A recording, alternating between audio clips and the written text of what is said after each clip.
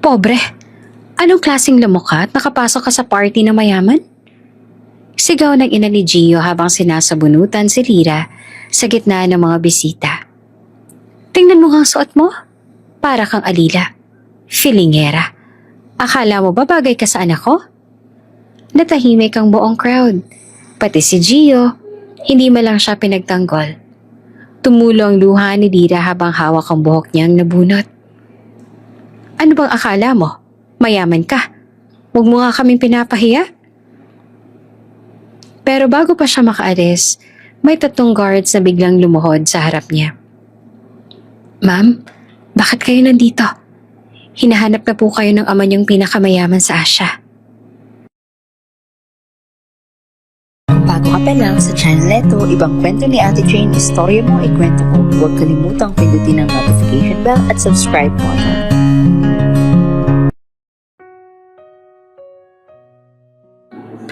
Maagang umalis si Lira sa maliit niyang boarding house. Simple lamang ang suot niya. Naka-ponytail at bitbit ang bag na may laman na notebook, apron at catering cap. Kahit kulang sa tulog, sanay na siya sa ganitong routine. Araw-araw, trabaho muna bago klase. Habang naglalakad papunta sa terminal ng jeep, mabilis siyang chinek ang planner niya. May naka-highlight.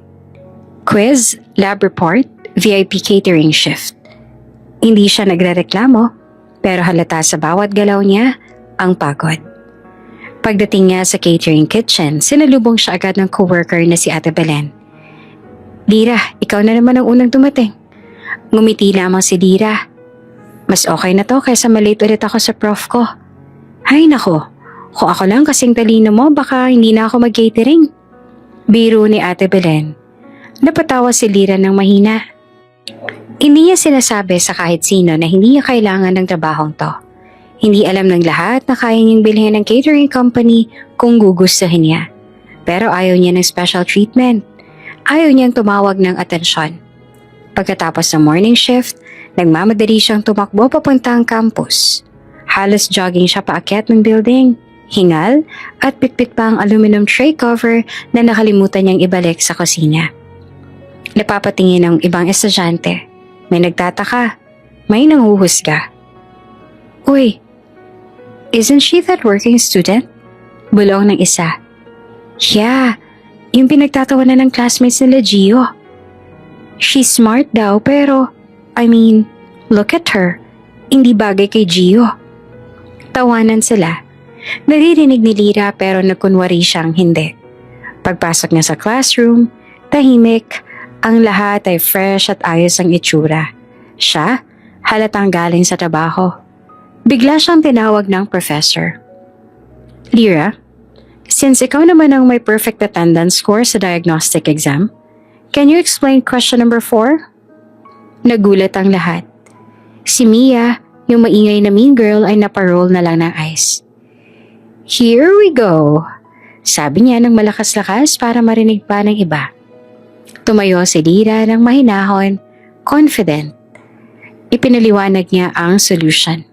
Malinaw at mabilis. Walang yabang, walang pag-aalinlangan. Tahimik ang class habang nakikinig. Yung iba impressed, yung iba naman naiinis. Nang makaupo na siya, bulong ni Mia sa mga kaibigan niya. Sure, top student. Baka nag-cheat. Tawanan ulit. Hindi pinansin ni Lira dahil sanay na siya.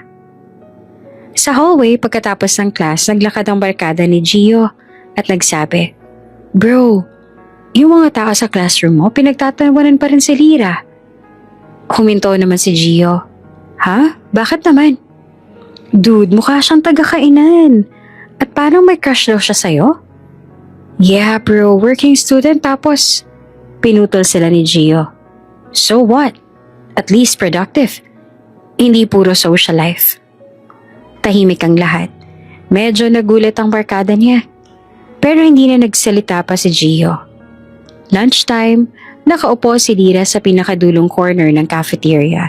Mag-isa, umuorder siya ng pinakamurang meal, lumpia at kanin. Habang kumakain, may malapit na table na sinadyang lakasan ng usapan. Imagine Gio liking her Like, seryoso? Baka naaawa lang. Exactly, hindi naman sila same level. Tawanan ulit. Tumingin lang si Lyra sa pagkain niya. Pero kita sa kamay niya na bahagyang nanginginig. Tapos may narinig siyang boses mula sa likuran. Kung magaling siya, bakit niya minamaliit? Napalingon siya. Si Gio pala. Dumadaan lang pero narinig ang pang-aasar. Hindi siya nakatingin kay Lyra. Basta sinabi lang niya habang naglalakad palayo. Tumahimik ang table. Si Mia naman napairap. Defender? Wow! Hindi na nag-react si Lyra, pero nag-blush siya ng kaunti. Hindi dahil may crush, kundi dahil first time na may tumayo para sa kanya. Pagkatapos ng classes, diretso siya sa catering event sa isang eleganteng hotel. VIP dinner ang nakatakda. Sinalubong siya ng manager. Lyra, ikaw sa VIP tables ha? Magaling ka kapag special guests. Copy po. Nakangiti niyang sagot. Habang sineset up niya ang wine glass, napapatingin ng ibang crew. Focused, mabilis at maayos si Lyra. Tahimik pero competent. Lyra actually enjoys working. Walang drama, walang judgment. Gabi na nung matapos ang event, lumabas siya ng building. Bitbit ang backpack. Pagod pero satisfied. Bigla siyang naka-receive ng text. On standby a few meters away. Nanigas siya sandali. Mabilis siyang naglakad papunta sa mas madilim ng bahagi ng kalsada. Isang sleek back luxury car ang dahan-dahang lumapit. Bumaba ang driver. Ma'am Lyra, ihahatid na po. Kuya, sinabi ko na, huwag dito malapit sa campus or hotels. Please. Nakakahiya. Pero ma'am, kuya please, sa kabilang kanto na lang o, hindi dito. Napatingin siya sa paligid. Sana walang nakakita. Pero meron. Sa may gilid ng building, naghihintay ng booked car si Gio. Napakunot siya habang pinagmamasa ng eksena. A luxury car? For Lyra? Hindi niya rinig lahat pero malinaw ang isang linya. Huwag dito, nakakahiya. Napaisip siya. Who exactly is she? Tumango ang driver at umalis papunta sa kabilang block. Mabilis na naglakad si Lyra. Yakap ang bag at halatang kinakabahan na baka may nakakita. Pinanood siya ni Gio hanggang sa mawala sa kanto. Lumapit ang kaibigan niya. Bro, tara na, grab's here. Pero hindi gumalaw si Gio. Tumingin pa rin sa direksyong nilakaran ni Lyra. Sa huli, mahina niyang sabi. Hindi siya ordinary. Pagkatapos noon ay tumalikod siya. Pero halatang may bagong curiosity na nabuhay sa kanya.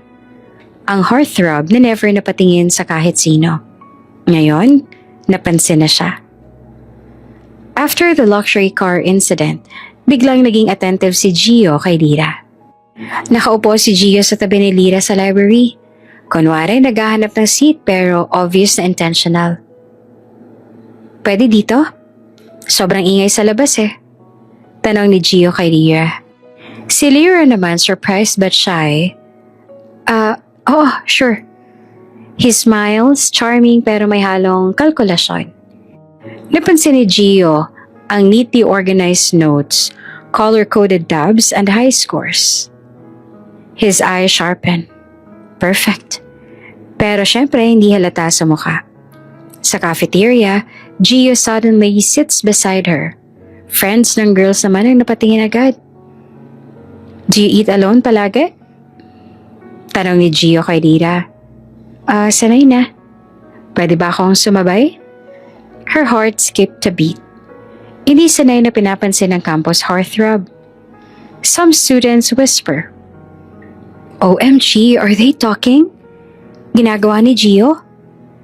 Mia is obviously jealous, watching them with narrowed eyes. Gio acts sweet, little jokes, soft compliments. Pretending he's shy whenever he looks at her, Lyra begins to soften. One rainy afternoon. Nabasa na si Lyra dahil walang payong. Dumating si Gio, hawak-hawak ang isang payong. Sabay na tayo, ayoko magkasakit ka. She blushed. They walked side by side. Natural ang naging pag-uusap. He even buys her hot chocolate. Then he casually says, "Pwede mo ba akong tulungan sa research namin? Hindi ko gets yung topic eh." "Sige, okay lang." Then Gio smiled again, the smile of a man who got what he wanted. For the next day, Lyra tutors Gio in the library, study lounge, even sa under the tree bench. May moments na tumatabi si Gio ng sobrang lapit. Minsan tititig bigla sa mukha niya habang nag-e-explain. "Bakit ganyan ka tumingin? Maganda ka pala pag nagfo-focus." Kinikilig siya. Pero si Gio, habang lalong nilalapit ang loob ni Lyra, unti-unting tumataas ang grades niya with her help. At kapag hindi naman siya available, bigla itong magiging cold, hindi nagre-reply, hindi nagpaparamdam. Kapag kailangan ulit ng project, biglang sweet niya na naman. During late night study session sa empty classroom, Lyra is packing her notes. Gio suddenly says softly, "Lyra, I like you." She freezes. Gio steps closer and eyes sincere looking. "You're different. Gusto kita." Lyra was stunned. "Totoo ba?" "Oo. Can you be my girlfriend?" He even holds her hand. First, gentle touch. She melts completely. They walk home together, holding hands. Lyra goes home smiling, believing she's no longer invisible. Next day, officially girlfriend na siya according to Gio. Pero ang relationship nila, ganito. Sweet lang si Gio kapag may paper sila, may quiz, may group task, o kailangan niya ng reviewer. Cold naman si Gio kapag walang kailangan, may gimmick with friends, busy siya sa basketball at image building. Lyra doesn't complain. She thinks maybe busy lang siya. At important ako kahit papaano. Sa catering shift ni Lyra, napansin ni Ate Belen na antukan siya. "Uy, Lyra, bakit ganyan ka? Bagong boyfriend?" Nag-blush si Lyra. The crew members tease her, pero si Ate Belen may kutob. "Bantayan mong puso mo, ha? Minsan may mga lalaking puro lambing pero puro hiram." Lyra laughs it off, but deep inside kunot noo siya. Hindi naman ganun si Gio. For their biggest class project, Lyra stays up late for several nights. She does the outline, research, script, visuals, lahat. Gio texts her. "Sorry babe, busy lang sa training. Ikaw na bahala. Alam ko naman the best ka dyan eh." Lyra replies, "Okay love." Presentation day. Gio's group gets highest score. Professor even praises Gio for leading the group effort. His friends pat his back. Gio just smiles proudly. Lyra sits quietly at the back. No credit, no mention, no thank you. After class, Lyra approaches Gio. "Congrats! Pero sana next time tulungan mo rin ako kahit konti." Gio suddenly switches mood. "Ano ba yan, Lyra? Ang demanding mo." "Hindi naman, gusto ko lang," sagot ni Lyra. "Pwede ba wag mo nga akong kontrolin? Ikaw na nga pinagtutuunan ko ng atensyon ko tapos ganyan ka." He leaves her speechless. A small tear forms sa corner ng mata niya. Kinabukasan, Gio acts sweet again. Flowers, food. "Sorry babe, pagod lang ako kahapon. Love kita, okay?" At dahil sa first love ni Lyra, napatawa niya agad. Gio walks with his friend behind the gym. "Bro, totoo ba yan? Girlfriend mo na si Lyra?" "Jackpot ka, she's basically your cheat code." Gio smirks. "Relax. Hanggat top student siya, useful siya." Everyone laughs. But unknown to them, si Mia is hiding behind the lockers, listening, smirking. Mia whispers, "Patay ka, Lyra. Akong bahala." Saturday lunch sa mansyon ni na Gio. Casual ang setup pero halatang sosyal. Mahahabang mesa, mamahaling plato at chandelier na parang araw na bumaba sa kisame. Habang kumakain ng pamilya, biglang nagsalita ng malakas ang pinsan ni Gio na si Kyla. Kilala sa pagiging tsismosa, inggitera at mahilig mang down ng kahit sinong babae na nakikita niyang threat. Si Kyla may pa-cute pa pero laso ng tono. Oy, tito, may nasagap akong balita sa school. Yung working student na waitress, yung laging kasama ni Gio. Napatingin agad ang buong pamilya kay Gio. Nanigas siya sa upuan, halatang pensyonado. Ngumingiti si Kyla na parang inosente pero halata ang pang-aasar. Ang sabi ng staff sa catering, patuloy niya. Yung waitress daw, secret girlfriend ng anak ng isa sa mga stockholder ng school. Tapos, involved din daw sa anak ng may-ari ng pinagtatrabahuhan niya. May mga umiling, may napanganga. Natawa naman ng ilan. Parang nanonood ng chismis segment sa TV. Pero si Doña Marcela, ang mama ni Gio, iba ang dating ng salitang anak ng may-ari. Bigla siyang tumigas ang panga. Ibig sabihin may patagong karelasyon siya habang nilalapitan ng anak ko? Tanong ni Marcela. Lalong sumaya si Kyla. Tumiklop ang paa sa upuan na parang nakakita ng fireworks. Exactly, tita. That girl daw, hopping from one rich guy to another. Classic gold digger. Halos tumulo ang pagkain sa plato ng ilan sa gulat at tuwa sa chismis. Si Gio? Nanginginig ang panga. Gusto niyang sumabat pero alam niyang kapag nagsalita siya, mas lalo lang lalala. Lalo nang lalabas ang connection nila ni Lara. Kaya nanahimik siya.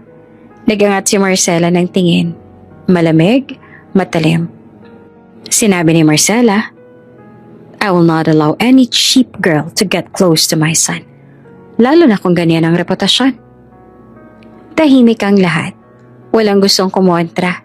Si Kyla, nakangiti ng parang nanalo sa raffle. Gio finally tried to speak. Ma, the story isn't even. Pero sinupal palagad siya. Kung taga-catering siya, obvious ang habol. Don't be naive. Sa kabilang dulo naman ng mundo ni Lira, sa maliit na laundry shop, kasama niya si Ate Belen. Nakatambak ang mga uniform, amoy fabric conditioner ang paligid. Lira, may nagtanong pala sa akin kanina kung may manliligaw ka na raw? Tanong ni Belen. Si Lira naman ay nagulat, tumawa ng mahina. Ako? Sino naman? Wala naman po akong ginagalaw na kahit sino. Pero habang nagpapatuloy siya sa pagtiklop, may kumurot sa dibdib niya. Hindi niya alam kung bakit pero parang may gumugulong na hindi maganda. Gabi na, nasa living room si Marcela, nanonood ng balita. Umupo sa tabi niya si Kyla. Parang pusang dahan-dahang lumalapit. Tita, I just want to protect Gio. Nagpanggap pa itong concern. Alam mo naman ngayon, uso yung mga babaeng nagtatago ng rich connections. Ang sabi nila yung waitress, nakikitulog daw minsan sa bahay ng lalaki. Bumaliktad ang sikmura ni Marcela. That is disgusting. Sakto dumaan si Gio sa hallway at narinig ito. Napatigil siya. Nakita niya si Kyla at ang mukha nitong may ngiting demonyo. Gio clenched his jaw. Pero kahit na gustong-gusto niya magsalita para kay Lira, nanahimik ulit siya. May hiya, may guilt at may takot. Hindi naman na nag-aksaya ng oras si Doña Marcela. Tinawag niya ang driver. Alamin mo lahat tungkol sa waitress na yan. Name, background, pamilya, lahat. Gusto ko kompleto bago matapos ang linggo. Tumango ang driver, halatang kabado. Si Kyla, hindi mapawi ang ngiti. Game na game. Hinila ni Gio si Kyla palabas sa may backyard. Ano bang problema mo ha, Kyla? Nagkibit-balikat naman si Kyla na pa-sweet pa. What? I'm protecting you. That girl is not for you. Gio gritted his teeth. Hindi mo naman siya kilala. Exactly. Malalim ang tingin niya na pabulong. If she's nothing, then she should stay nothing.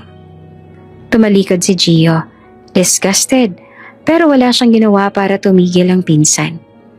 Kinaumagahan, pagpasok ni Lira sa catering, iba ang tingin ng mga tao. May bulungan, may turo, may ngisi. Yan daw yung may rich boyfriend. Hindi lang daw dalawa. Grabe sipag niya mag-akyat. Lyra froze. Parang nalaman siya ng sahig. Lumapit naman si Ate Belen. Hinila siya sa gilid. Lyra, may kumakalat na chismis about you. Tumawa naman si Lyra ng pilit. Naku Ate Belen, siguro misunderstanding lang. Pero sa mata niya, may takot, may sakit, may tanong. Habang nagsiserve ng drinks si Lyra, dumating naman si Leon, ang anak na may-ari ng catering. Serious type, tahimik. Agad na nagbulungan ng crew. Ayan ang sinasabi nilang jowa raw ni Lyra. Leon frowned. Lumapit siya kay Lyra. Miss, do we know each other? Tanong ni Leon. Nawala naman si Lyra sa kahihiyan. No sir, pasensya na po. Hindi ko po alam bakit. Pero bago pa siya makapagpaliwanag, dumating na si Doña Marcela. Dire-diretso, malamig ang tingin. Handa na sa gera. At nakita niyang eksena, Lyra talking to Leon. Sumiklab ang galit niya. So, the rumors are true. You're involved with the owner's son. Habang nilalandi mo ang anak ko? Tanong ni Doña Marcela. Napalingon ang buong staff. Nagulat naman si Leon. Nanigas si Lyra. She shook her head, nanginginig. Ma'am, hindi po. Pero sumigaw si Marcela. Don't you lie to me. I know your type. Social climber. Opportunist. Gold digger. Parang tinamaan si Lyra ng 10 kutsilyo. Tumulo ang luha niya kahit pilit niyang pigilan. Hindi siya makahinga. Hindi siya makapagsalita. Pumasok naman si Gio, hingal dahil tinext siya ni Kyla. And he saw everything. Si Lyra, umiiyak. Takot, pinagtatawanan. Ang ina namang si Marcela, nakataas ang kilay. Galit na galit. Ang mga employees nagbubulungan. At si Leon, hindi makagalaw. Nakita ni Lyra si Gio. Parang nagsusumamo. Naghihintay ng kahit kaunting depensa. Kahit isang salita. But Gio lowered his gaze. Hindi siya nagsalita. Hindi siya lumapit. Hindi niya siya pinaglaban. Si Marcela ay may malamig na boses. Anak, this is the girl you've been seeing? At sa harap ng lahat ni hindi malang kumonta si Gio. Si Lyra, tulad ng pusong nabasag ay tuluyan ang gumuho. Makalipas ang ilang araw, hindi na nagpakita si Gio. Wala man lang text, tawag, o kahit simpleng kamusta. Si Lyra tahimik lang pero halatang bigat sa dibdib. Nalilito siya. Guilty at sobra pa rin ang hiya sa nangyari. Isang hapon, nag-aayos siya ng mga upuan pagkatapos ng klase. Nang yumuko siya para pulutin ang isang papel, may lumapit. Si Gio. Babe, mahina ang boses niya na parang pagod. Sorry sa mga nangyari pero gusto kong bumawi sa'yo. Napatigil si Lyra at hindi makagalaw. Gio continues. Come with me sa birthday ng lola ko. I want to introduce you. Nanlaki ang mga mata ni Lyra. Hindi niya ina-expect na after everything may ganito. Siguro mahal niya talaga ako. Isip niya. Ngumiti siya ng mahina pero totoo. Yes, sagat niya. Pero habang nakatalikod siya sandali para ayusin ang gamit, hindi niya nakitang nag-iba ang mata ni Gio. Hindi iyon excitement, hindi saya. Troubled, guilty, parang may tinatago. Sa maliit niyang kwarto nag-ready si Lyra. Isa lang ang maayos yung damit. Simple, pastel blue, malinis at disente. Inayos yung buhok niya gamit lang manipis na suklay. Tapos, light makeup lang. Tumingin siya sa maliit niyang salamin. Okay na siguro to, kahit hindi magara ang suot ko. Tumawag si Ate Belen. Lyra, sure ka na ba nadadalo ka dyan? Oo ate, gusto niya akong ipakilala. Sagot ni Lyra habang pinapantay ang blush niya. Tahimik naman si Ate Belen sandali. Kung mahal ka talaga, hindi ka ipapahamak. Kaya mag-ingat ka ha. Akala ni Lyra, overprotective lang si Ate Belen. Kahit may kaba, mas nangingibabaw ang pag-asa. Sinalubong siya ni Gio sa labas. Ang linis niyang tingnan. Naka-formal suit, polished shoes, well-groomed, pero tahimik siya. Cold, distracted. Napansin naman niyo ni Lyra. Okay ka lang? Ngumiti si Gio ng pilit. Half smile lang. Yeah, don't worry, just behave, okay? Huwag ka masyadong magsalita. Parang may tumusok sa puso ni Lyra, pero pinalipas niya. Siguro kinakabahan lang siya, sabi niya nga sa sarili. Pagdating nila sa mansyon ni Lola Victoria, kinabahan na nga si Lyra. Sobrang ingrande. Malalaking chandeliers, valet parking, guests in gowns and tuxedos. Para siya nakapasok sa mundo na hindi niya pinangarap sakupin. Napahinto siya. Gio leans close. Don't look scared. Just follow me.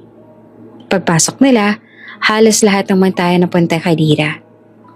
Whispers, raised eyebrows, smirks. Waitress ang vibe. Ang cheap ng damit ha. Anong ginagawa niya dito? Naninikip ang lalamunan niya, pero pinilit niyang ngumiti. Isang grupo ng rich girls ang lumapit kay Gio. Isa sa kanila ay si Bianca. Nakaangat ang kilay. Hi Gio, and who's this? New scholar? Assistant?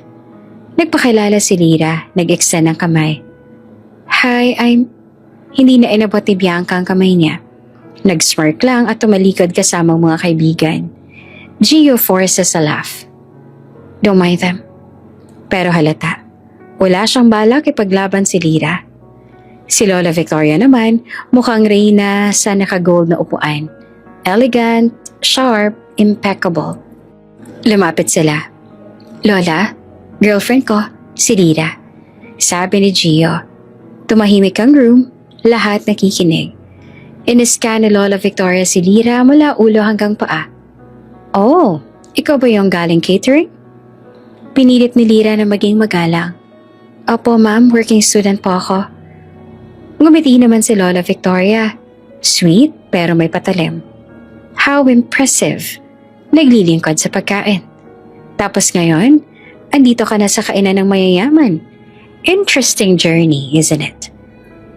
May narinig si Lyra na mahihinang tawa from nearby guests. Hinila siya ni Gio palayo, frustrated. Pero hindi siya nag-defend. Lumapit si Kyla, naka-fake smile, naka-fake hug. Wow, you actually came. Nag-effort ka pala. Hinawakan siya sa braso at masyadong mahigpit. Come, introduce kita sa some people. Para siyang hinila papunta sa mga mesa. Pero bawat introduction, puro insulto. Saan mo nabili yung dress? Sa Shopee? Student ka ba? Or nagsiserve? So, ikaw yung rumored girlfriend? Cute, parang staff. Sinubukan ni Lyra na sumagot ng maayos. Pero bawat sagot niya, ginagawang punchline. Kyla keeps smiling pero obvious pinapahiya siya buong gabi. At si Gio, nasa kabilang banda ng hall. Umiinom kasama ang friends na hindi nga lumilingon sa kanya. Tradisyon sa party ang formal dance. Dapat si Gio ang kadance ni Lyra. Pero na nagsimula ng music, lumapit si Bianca sa harap niya. Gio, dance?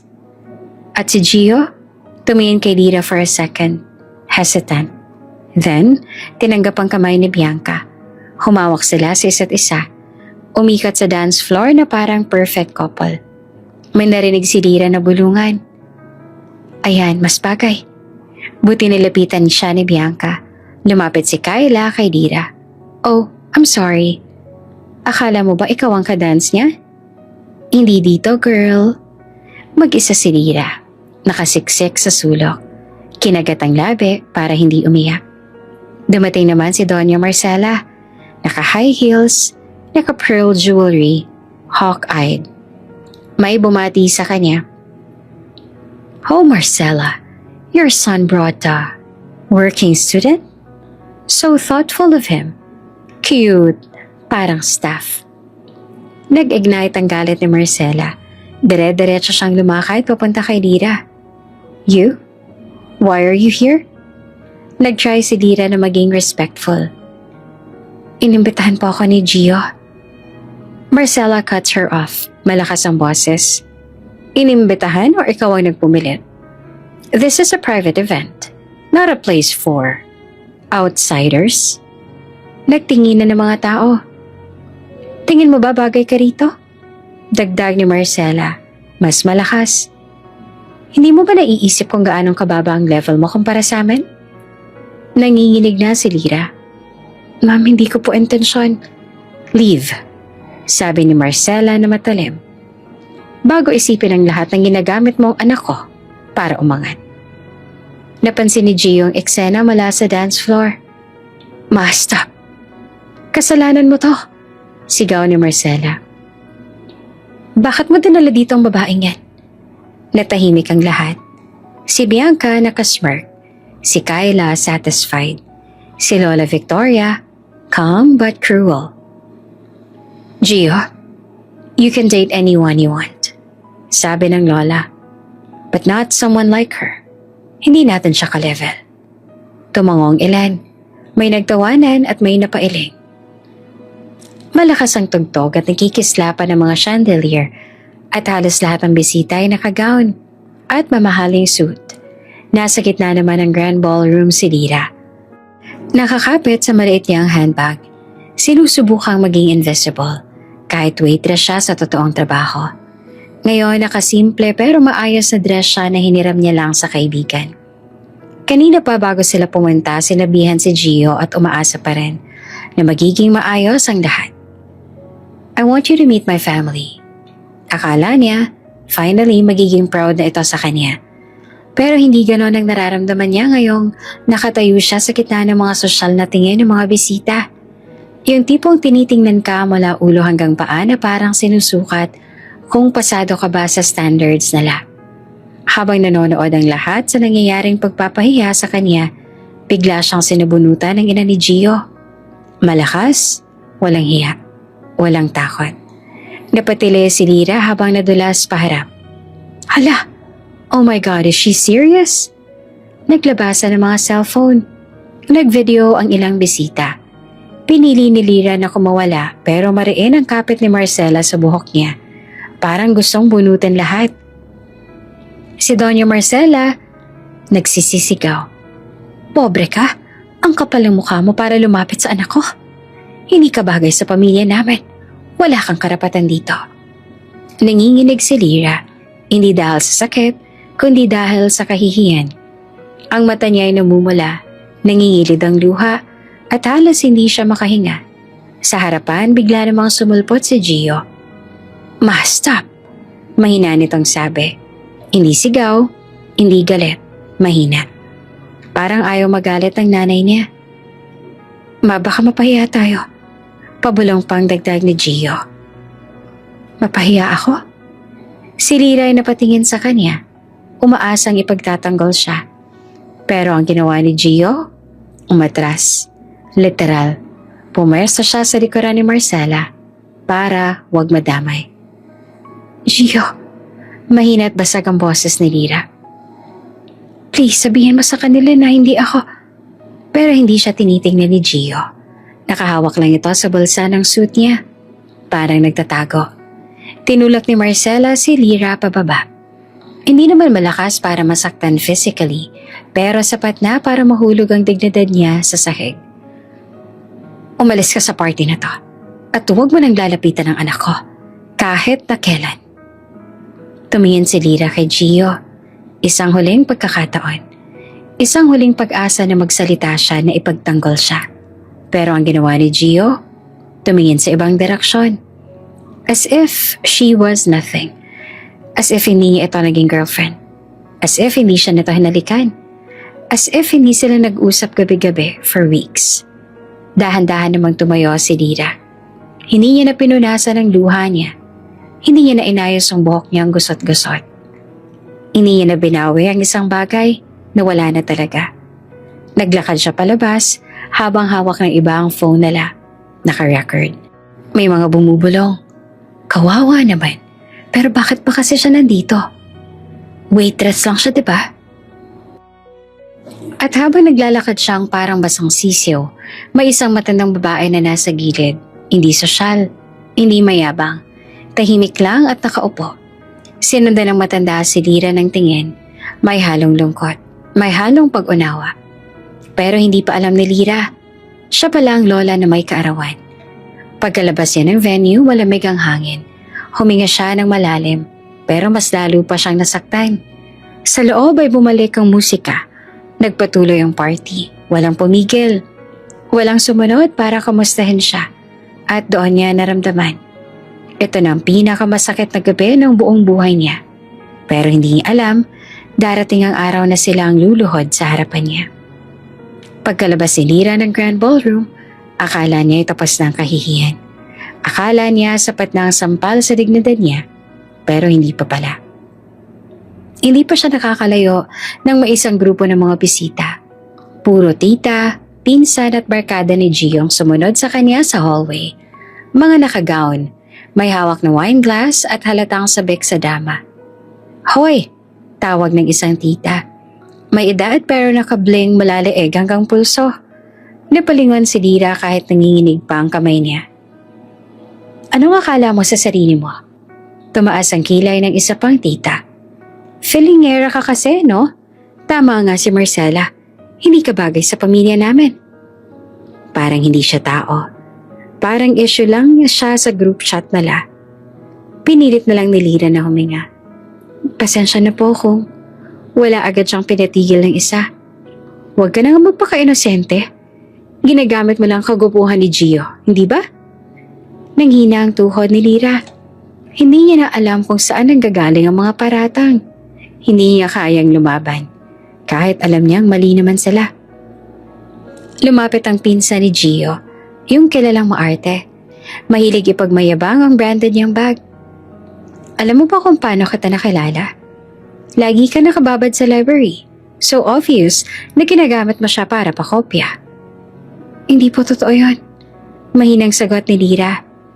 "Hindi ko po siya ginagamit. Nagtatrabaho po ako. Pinaghihirapan ko po ang lahat." Nagkatawanan ng grupo. Malalakas at mapanlait. "Pinaghihirapan daw? Waitress ka nga, diba? Ay wow, so prestigious. That dress, sino nag-sponsor? Si Gio? Malay mo nagpa-awa effect lang para one day maging girlfriend niya ko, no?" Hindi na nakatiis si Lira. Tuloy-tuloy ang luha niya. Pero kahit umiiyak, nakatayo pa rin siya ng diretsyo. "Ayos ang pong insultuhan niyo ako," mahinang sabi niya. "Pero sana po, huwag niyo nang sabihin ginagamit ko siya. Hindi po ako ganon." Mas lalo lang siyang umingay. "Ang kapal mo pa rin talaga magsalita, no? Oo nga pala, pumunta ka nga pala rito. Hindi iniisip kong bagay ka. Gumawa ka pa talaga ng eksena. Pati tuloy si Marcela, napahiya." May lumapit pang isa, ang kumare ni Doña Marcela, na halatang sanay nang maglabas sa mga judgment sa ibang tao. "Girl, kung gusto mong umangat, sa ibang paraan mo gamitin. Hindi yung umaasa ka sa pogit mayaman. Hindi lahat ng babae kumakapit sa gwapo ay nagtatagumpay." Pinipilit pa rin ni Lira na maging mahinahon. "Kilala ko po ang sarili ko. Hindi niya ako sinusuportahan. Hindi po ako humihingi ng kahit ano." Pero parang gasolina ang bawat salita niya. Lalo lang umapoy ang mga ito. "Ha? Hindi ka humihingi? Anong tawag sa pagdikit mo sa kanya? Charity work niya?" "Kaya ayun, naaawa siguro sa'yo kaya dinala ka rito. But girl, hindi ka pasok. Harsh pero truth." Hindi na alam ni Lira kung ano ang mas masakit. Yung sinabunutan siya kanina o itong paulit-ulit na pagyurak na parang wala siyang kwenta. "Kung ako sa'yo," dagdag ng isa, "umuwi ka na. Nagpapaka-epal ka pa dito." "Oo nga, baka isipin ng ibang guest na part ka ng entertainment." Isang tawa, dalawa, sunod-sunod na. Para siyang binabato kahit walang bato. Para siyang nilulunod sa ingay kahit walang tubig. Habang tinutuligsa si Lira ng grupo, may biglang dumating, si Miss Olivia. Ang matandang babae na nakita niya nakaupo kanina. Tahimik, elegant pero hindi mayabang. "Excuse me?" Malumanay pero matigas ang tono. Tumahimik ang lahat. Bakit niyo siya sinisigawan dito sa hallway? Hindi pa ba sapat ang ginawa sa kanya kanina? Nagkatinginan ng mga tita. Hindi po. We were just... Pinapaalala lang namin sa kanya ang place niya. Sabi ng pinsan na pilit pang confident. Ngumiti naman na matanda, pero hindi mabait ng ngiti. Yung tipong, I know exactly what you're doing. Ganun ba? At kailangan ninyong magsama-sama para sigawan ng isang babaeng umiiyak? Walang sumagot. Tumingin si Miss Olivia kay Lira. Iha, okay ka lang? Napakagatlabi si Lira. Umiiyak pero nakayuko. Okay lang po. Hindi ka okay? Sagot ng matanda. Pero humahanga ako sa'yo. Hindi ka sumigaw pabalik. Hindi ka nagmura. Hindi ka nagtaas ng kamay. Tumingin ulit siya sa grupo. But these ladies, mukhang kailangan pang turuan ng manners. Namula ang isa sa mga tita. Excuse me po? Excused you, sagot ni Olivia. Pwede na kayong bumalik sa party. Hindi kayo bagay dito. Masyado kayong maingay. Hindi man lantaran pero ramdam ng grupo ang authority ni Olivia. Unti-unti silang nagsialisan. Nag-aalangan, nag-rationalize ang kung ano-ano. Let's go na nga, nakakahiya naman. Sabi ng isang tita ni Gio. Hindi ko alam nandito si Doña Olivia. Sakalang huminga ng maluwag si Lira. Lumapit sa kanya si Olivia at marahang hinawakan ng balikat niya. Anak, may mga taong masakit talaga magsalita kapag insecure sila at hindi ikaw ang problema. Hindi naman tumigil ang luha ni Lira. Maraming salamat po. Mahina ang sagot niya. Ngumiti si Olivia.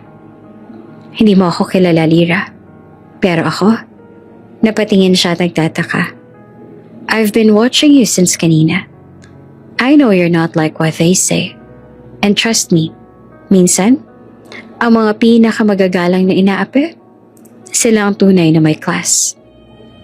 Hindi naman alam ni Lira, si Olivia pala ang pinaka-importanteng tao sa buong party, higit pa kay Marcela. At sa loob-loob ni Olivia, isang tanong ang unti-unting nabubuo. Bakit parang pamilyar ang mukha ng batang to? At bakit parang may connection siya sa taong matagal ko nang hindi nakikita? Uuwi na po ako, sabi ni Lira. Habang naglalakad siya ay umiiyak pa rin si Lira. At kahit hindi niya pa alam, that night, the most painful night of her life, ay magiging simula ng malaking pagbabago. At ang mga taong nanlait sa kanya. Hindi pa man nakakalabas si Lira sa mansyon, narinig niya ang mga yabag. 3 babae, 2 pinsan ni Gio at isang malapit na family friend ang biglang pumigil sa paglabas niya. Hindi pa rin kontento sa kahihiyang naranasan niya, halos hindi makita ang daan dahil sa kaguluhan ng luha niya. Masakit ang anit niya mula sa pagsabunot ni Doña Marcela. Pero mas masakit ang bawat salitang ibinato sa kanya. Ang feeling niya, parang siyang pinakamaruming bagay sa loob ng ingrandeng party. Ayan ang maganda, umiiyak, tawa ng isa. Kasi naman, charity case lang naman talaga siya. Feeling talaga. Correct, ang kapal ng mukha. We're sure hinayaan lang siya ni Gio kasi ang alam ko, kinailangan niya ni Gio para sa mga exams at projects. Umiwas ang tingin si Lira, pero narinig niya ang lahat. Hoy girl, sabi ng mas bata sa grupo. Next time, huwag kang papasok sa lugar na hindi para sa'yo. Pinagtaasan niya si Lira ng kilay. As in ever. Ang isa namang waiter na kaedad niya, nakita ang sitwasyon pero mabilis itong tumalikod. Hindi dahil takot, kundi dahil alam niyang bawal makisawsaw sa gulo ng mayayaman. At doon nag-sink in sa puso ni Lira. Wala siyang kakampi. Hindi rito, hindi kasama ng pamilya ni Gio, at hindi sa mundo nila. Hindi pa rin nagsasalita si Lira. Ayaw niya magsinungaling para lang tumigil sila. Hindi ko siya ginamit. Mahina niyang sagot. Ang boses ay halos pabulong dahil sa panginginig. I never asked for anything. Mas lumakas ang iyak niya, pero hindi niya na naitago. And yet, kahit ganon, Hindi niya sinigawan ng mga ito pabalik. Hindi siya nagwala. Hindi niya sinabing, tigilan niyo ako. She endured it. Tahimik. Huminga ng malalim at pinilit ang respeto kahit wala siyang natatanggap na kahit katiting na respeto mula sa kanila. Pag-alis ni Lyra, hindi niya alam na may isa pang taong nakakita sa lahat. Isang lalaki na nakatayo sa may upper floor railing, nakasilip sa terrace, si Severino Aldevar, ang misteryosong bisita na hindi niya pa nakikilala. Tahimik ito nakamasid sa kanya mula kanina. At habang pinapanood niyang umalis si Lyra, may biglang kumislap sa mata niya. Interesting. At doon natatapos ang gabi. Masakit, magulo, pero may isang pares ng mata na maaaring magbago ng takbo ng lahat. Mainit ang ilaw ng ballroom pero malamig ang pakiramdam ni Lyra habang naglalakad siya sa bitbit at tray na champagne. Ang event na ito ay isa sa pinakamalaki ngayong buwan at ang catering company nila ang napiling mag-handle. Kaya kahit pagod, masaya dapat siya at malaking opportunity ito. Pero hindi niya inaasahan ang event na iyon ay dadaluhan din ng pamilya ni Gio. Nung makita siya ng ilang tita, agad silang nagtinginan at nagbulungan. Ilang minuto pa lang siya doon, pero pakiramdam niya ay ilang oras ng pagtitiis ang lumipas. Nakangiti siya, pero ramdam ang puso niyang unti-unti siyang nababasag. Oh, siya ba yan? Bulong ng isang tita, hindi malang naghinay-hinay. Yung kasama ni Gio minsan sa birthday ni Lola Victoria? Nako, waitress nga talaga siya. Sagot naman ng pinsan. Akala ko pa mandirigma. Yun pala tagabuhat ng baso. Tawa ng isa pang tita. Hindi nila alam na dinig ni Lyra. Hindi rin niya pwedeng ipakita ang sakit. Nagtatrabaho siya. Professional dapat. Pero habang siya'y umiikot para magsilbi, sunod-sunod ang mapanlait na tingin na parang binabalata ng dignadan niya. Huminga siya ng malalim. Konting tiis pa. Pagkatapos ng event, tapos na to. Pero mas lalo pang lumala ang napadaan si Gio mismo. Gio? Tawag ng isa sa mga pinsan niya. Ayan o, yung friend mo. Natawa ang mga pinsan, nag-high five pa. Si Gio naman ay nagulat. Hindi niya alam na nandun pala si Lyra. Pero imbes na ipagtanggol, bigla na lang siyang umasta na para bang hindi niya kilala si Lyra. Waitress po siya. Hindi ko po kaibigan.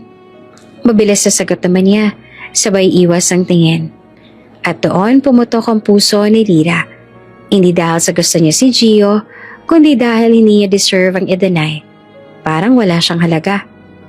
Tumingin siya sa sahig, ayaw man lang ipakita na nasaktan siya.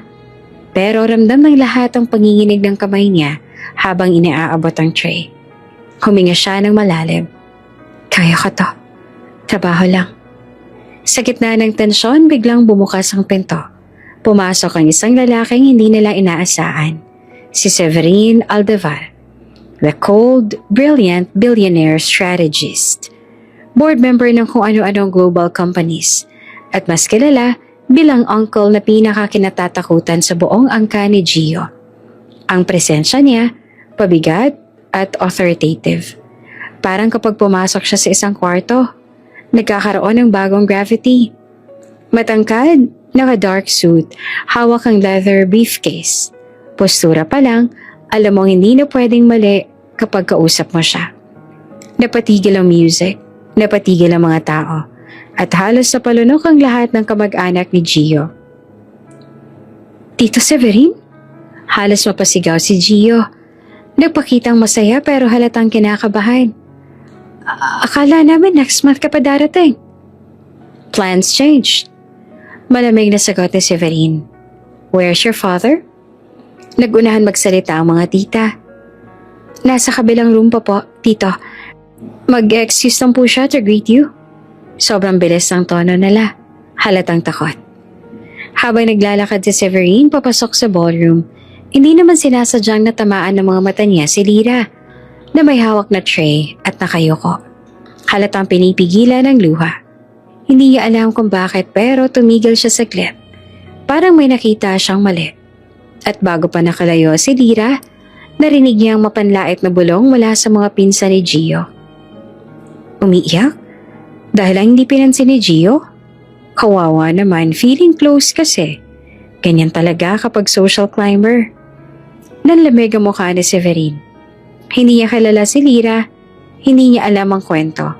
Pero malinaw sa kanya ang isa. May ginagawang masama ang mga taong to. Lumapit siya sa table ng mga tita. Mabagal pero mabigat ang dating. Halos hindi makagalaw ang mga babae. Tito Severine, pilit nilang ngiti. Good evening po. Kung may ginagawang mali sa harap ko, malamig yung putol. Huwag niyong subukang itago. Nagkakanda pikit-pikit ang mga pinsan. Hindi naman makatingin ng diretsyo. Wala po kami. May narinig akong pang-aapi. Sagot niya. And I don't tolerate disrespect. Ever. Tahimik ang buong mesa. Si Gio hindi mapakali. At tito, maliit lang naman pong misunderstanding yon. No? Putol na Severine. Ang mali ay mali. Regardless kung sino pang gumagawa nito. Sapat na yon para yumuko ang lahat. Sa gilid naman, si Lyra ay nagmadaling umalis. Sobrang namumula ang mga mata niya at mabilis ang paghinga. Nagpaalam siya sa head caterer. Ma'am, ihahandle ko na lang po yung next station sa labas. Alam ng lahat ang ibig sabihin. Gusto lang niyang makalayo. Hindi siya lumingon.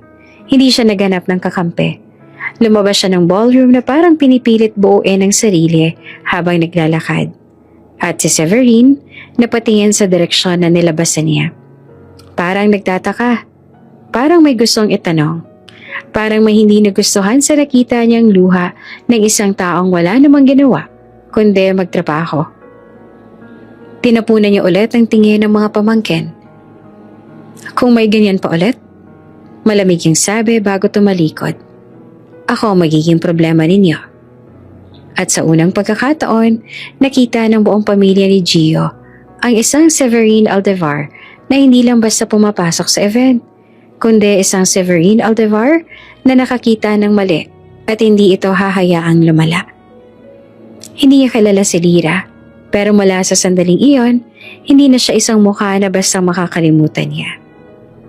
Tahimik ang ballroom. Ang mga bisita kanina pa nakatingin sa mga pinag-uusapan. Ngayon ay nakapikit o nakatingin sa sahig. Hindi makagalaw. Ang hangin tila huminto sa oras nang lumapit si Severine Aldevar sa gitna ng mga mamahaling bisita. Direkta sa ina ni Gio, si Doña Marcela. Bago pa man makaalis si Lyra sa kanyang pwesto, nakita niya na si Doña Marcela. Aba, nandito na talagang waitress sa social climber na kumakapit na parang linta sa anak ko. Si Lyra hindi naman makapagsalita. Ang mga luha sa mata pilit na pinipigilan. Hindi ngayon, please. Bulong niya sa sarili. Marcela. Malamig at malinaw ang tono ni Severine. Walang kaarte-arte. Kung sa harap ko, sinasaktan mo ang mahihirap. Paano pa kung wala ka nakakakita? Nagulat ang lahat. Tahimik na tahimik. Ito ang unang pagkakataon na may sumalungat kay Doña Marcela sa isang paraan na hindi mapapahiya siya.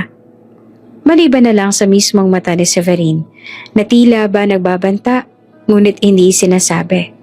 Si Doña Marcela, kilala sa pagiging mapagmataas at walang takot sa kahit sino sa social circle niya. Napatingin. Ang bibig niya na karaniwan ay nakangiti o nakasimangot sa iba. Ngayon ay nagtataka. Hindi niya maintindihan kung paanong may nakasalungat sa kanya ng ganito sa harap ng maraming tao. At hindi siya mapahiya ng kapwa niya. Lahat ay nagulat. Ang mga pinsan at tita ni Gio na kanina nagbubulungan at tumatawa sa kahihiyan ni Lyra, ngayon ay tahimik. Ang kanilang mga bibig ay nakabukas. Hindi makapaniwala sa tapang na Severine. Ang mga waiter at catering staff na dati natatakot at tahimik lang ay nagulat rin sa lakas ng dating ng matanda. Si Gio nakatingin sa pagitan ng ina at tito niya. Hindi alam kung matatawa, mapapaiyak o magtataka. Si Lyra na kanina pang umiiyak sa isang sulok ay nakatingin rin. Napapikit siya. Hindi makapaniwala. Ang kanyang puso ay mabilis na tumitibok, puno ng takot, pasasalamat at pagkamangha.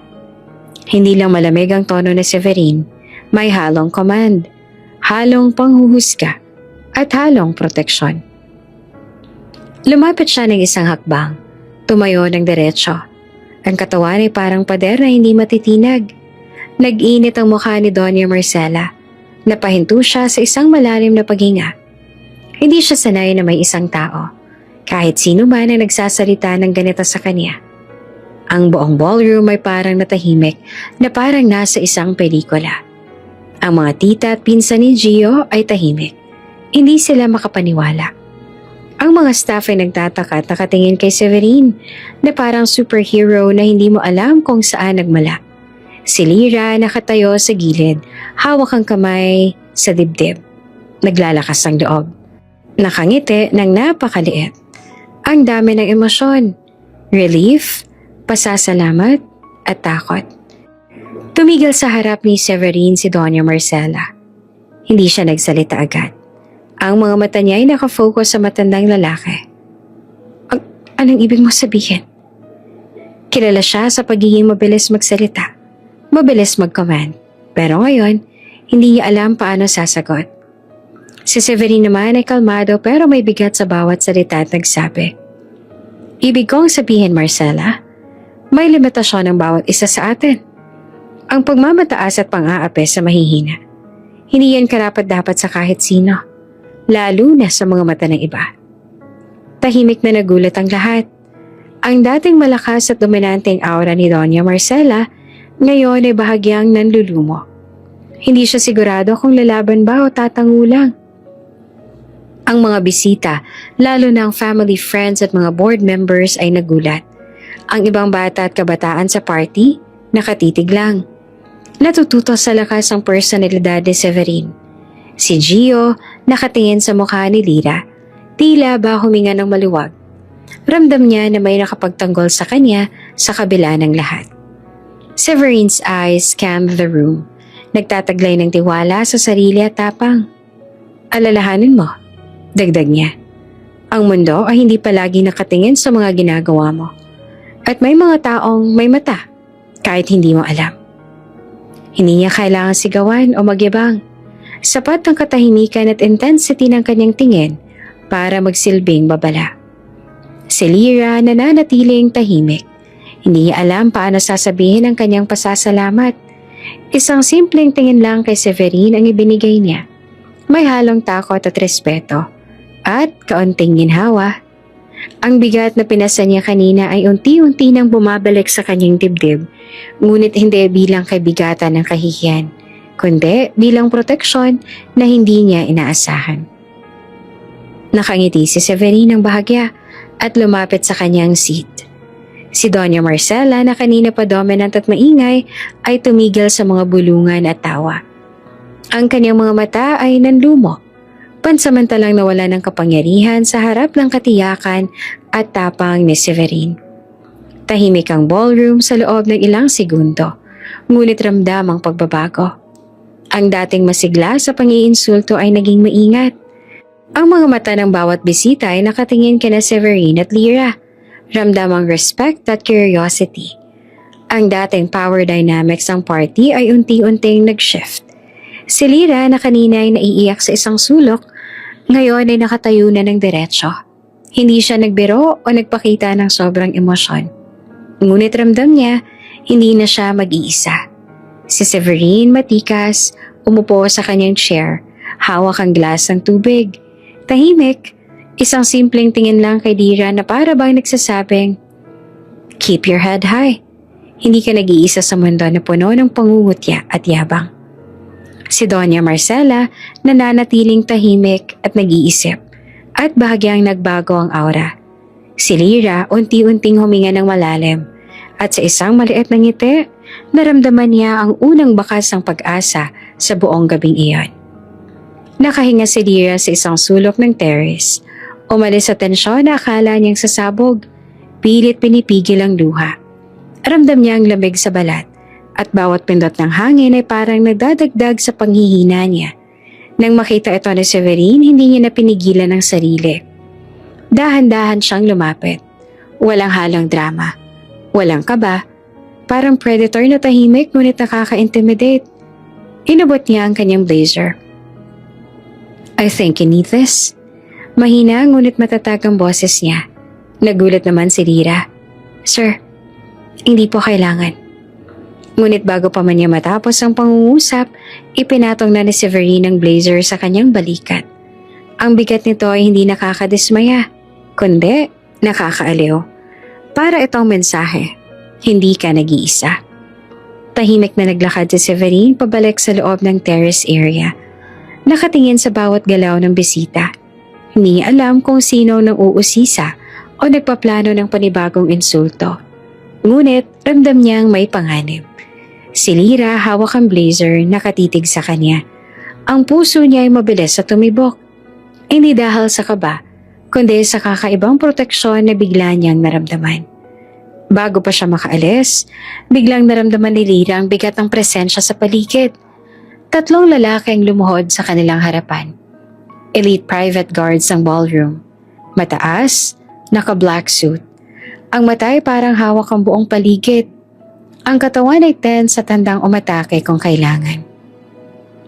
Isa sa kanilang humarap kay Severine. Sir, may unusual activity sa area.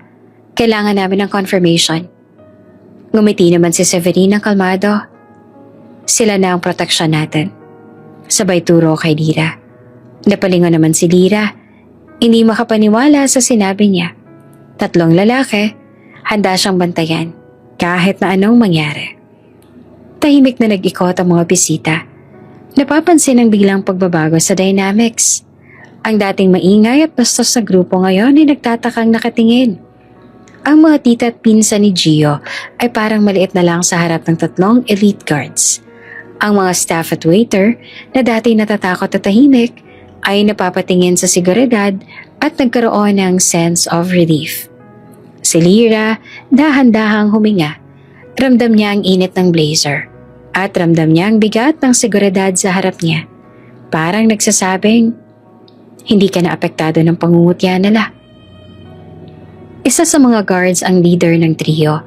Lumapit kay Severine. Sir, shall we escort her inside safely? Tama, sagot ni Severine. Ngunit bago nila gawin iyon, tumitig siya kay Lyra. Are you okay? Po, okay na po. Sagot ni Lyra na nanginginig, pero may maliit na ngiti sa labi. Tahimik niyang iniwan ang terrace area habang naka-blazer, hawak ng 2 guards ang bawat gilid niya. Habang si Severine naman ay nasa harapan, ang bawat hakbang ay may tiwala, may proteksyon, at may sense ng seguridad na hindi niya naramdaman dati sa loob ng mga elite gatherings. Habang naglalakad, hindi na nagsalita si Severine. Ngunit bawat tingin niya kay Lyra ay parang may mensahe. Hindi mo kailangang magpaka-weak. Hindi ka nag-iisa. May taong nakatingin at nagmamalasakit sa'yo. Lahat ay sapat na para mapawi ang kaba at panghihina ni Lyra. Ang trio ng guards ay tahimik ngunit mapanuri. Ang mata nila ay nakatingin sa bawat bisita na lumalapit. Bawat galaw na maaaring magdulot ng problema. Kahit walang karga na armas. Ramdam na ramdam ang presensya ng kapangyarihan. Ang ballroom na dati puno ng ingay, ngayon ay tahimik. Ang mga bisita na kanina pa nakangiti sa pangiinsulto ay nagtataka. Si Lyra na kanina ay nanginginig at umiiyak, ngayon ay tahimik ngunit may kakaibang kumpiyansa. Dumating sila sa isang quiet hallway, malayo sa eyes of gossiping guests. Ang guards ay naghintay sa labas ang pintuan, habang si Severine ay tumingin kay Lyra. Here, sabi niya. You're safe now. Si Lyra ay napangiti sa unang pagkakataon ngayong gabi. Ramdam niya ang panghihina at kahihiyan na kanina ay unti-unti nang nawawala. Maraming salamat po, sir. Mahinang bulong niya. Hindi mo kailangang pasalamatan. Basta tandaan mo, hindi mo kailangang tiisin ang pang-aapi. Sagot ni Severine. Bago umalis, lumingon ang guard sa paligid. Tiniyak na walang banta. Ang kanilang presensya ay parang paalala sa buong paligid. Hindi ka pwedeng basta-bastang manggulo sa mahihina. kung nandito kami. Si Lyra, habang pinagmamasdan sila, ay napaisip. Hindi lang basta proteksyon ang naramdaman niya. May tiwala, respeto at panatag na parang may invisible wall na nagtatanggol sa kanya. Habang bumalik sa loob ng party, si Lyra naman ay tahimik. Hindi siya nakatingin sa kung sino man ang bisita. Ang alam niya, ang gabi na iyon ay isang malaking punto. May isang tao, si Severine at ang kanyang guards na handang ipagtanggol siya mula sa pangungutya, kahihiyan at pambabastos. Ang blazer sa balikat niya hindi lang simpleng damit. Isang simbolo iyon ng proteksyon. Ang mga hakbang niya ngayon ay mas matatag, mas confident, at may bagong lakas na hindi dala ng yaman o popularidad kundi ng respeto at tiwala. Si Severine na nakatingin sa kanya mula sa corridor.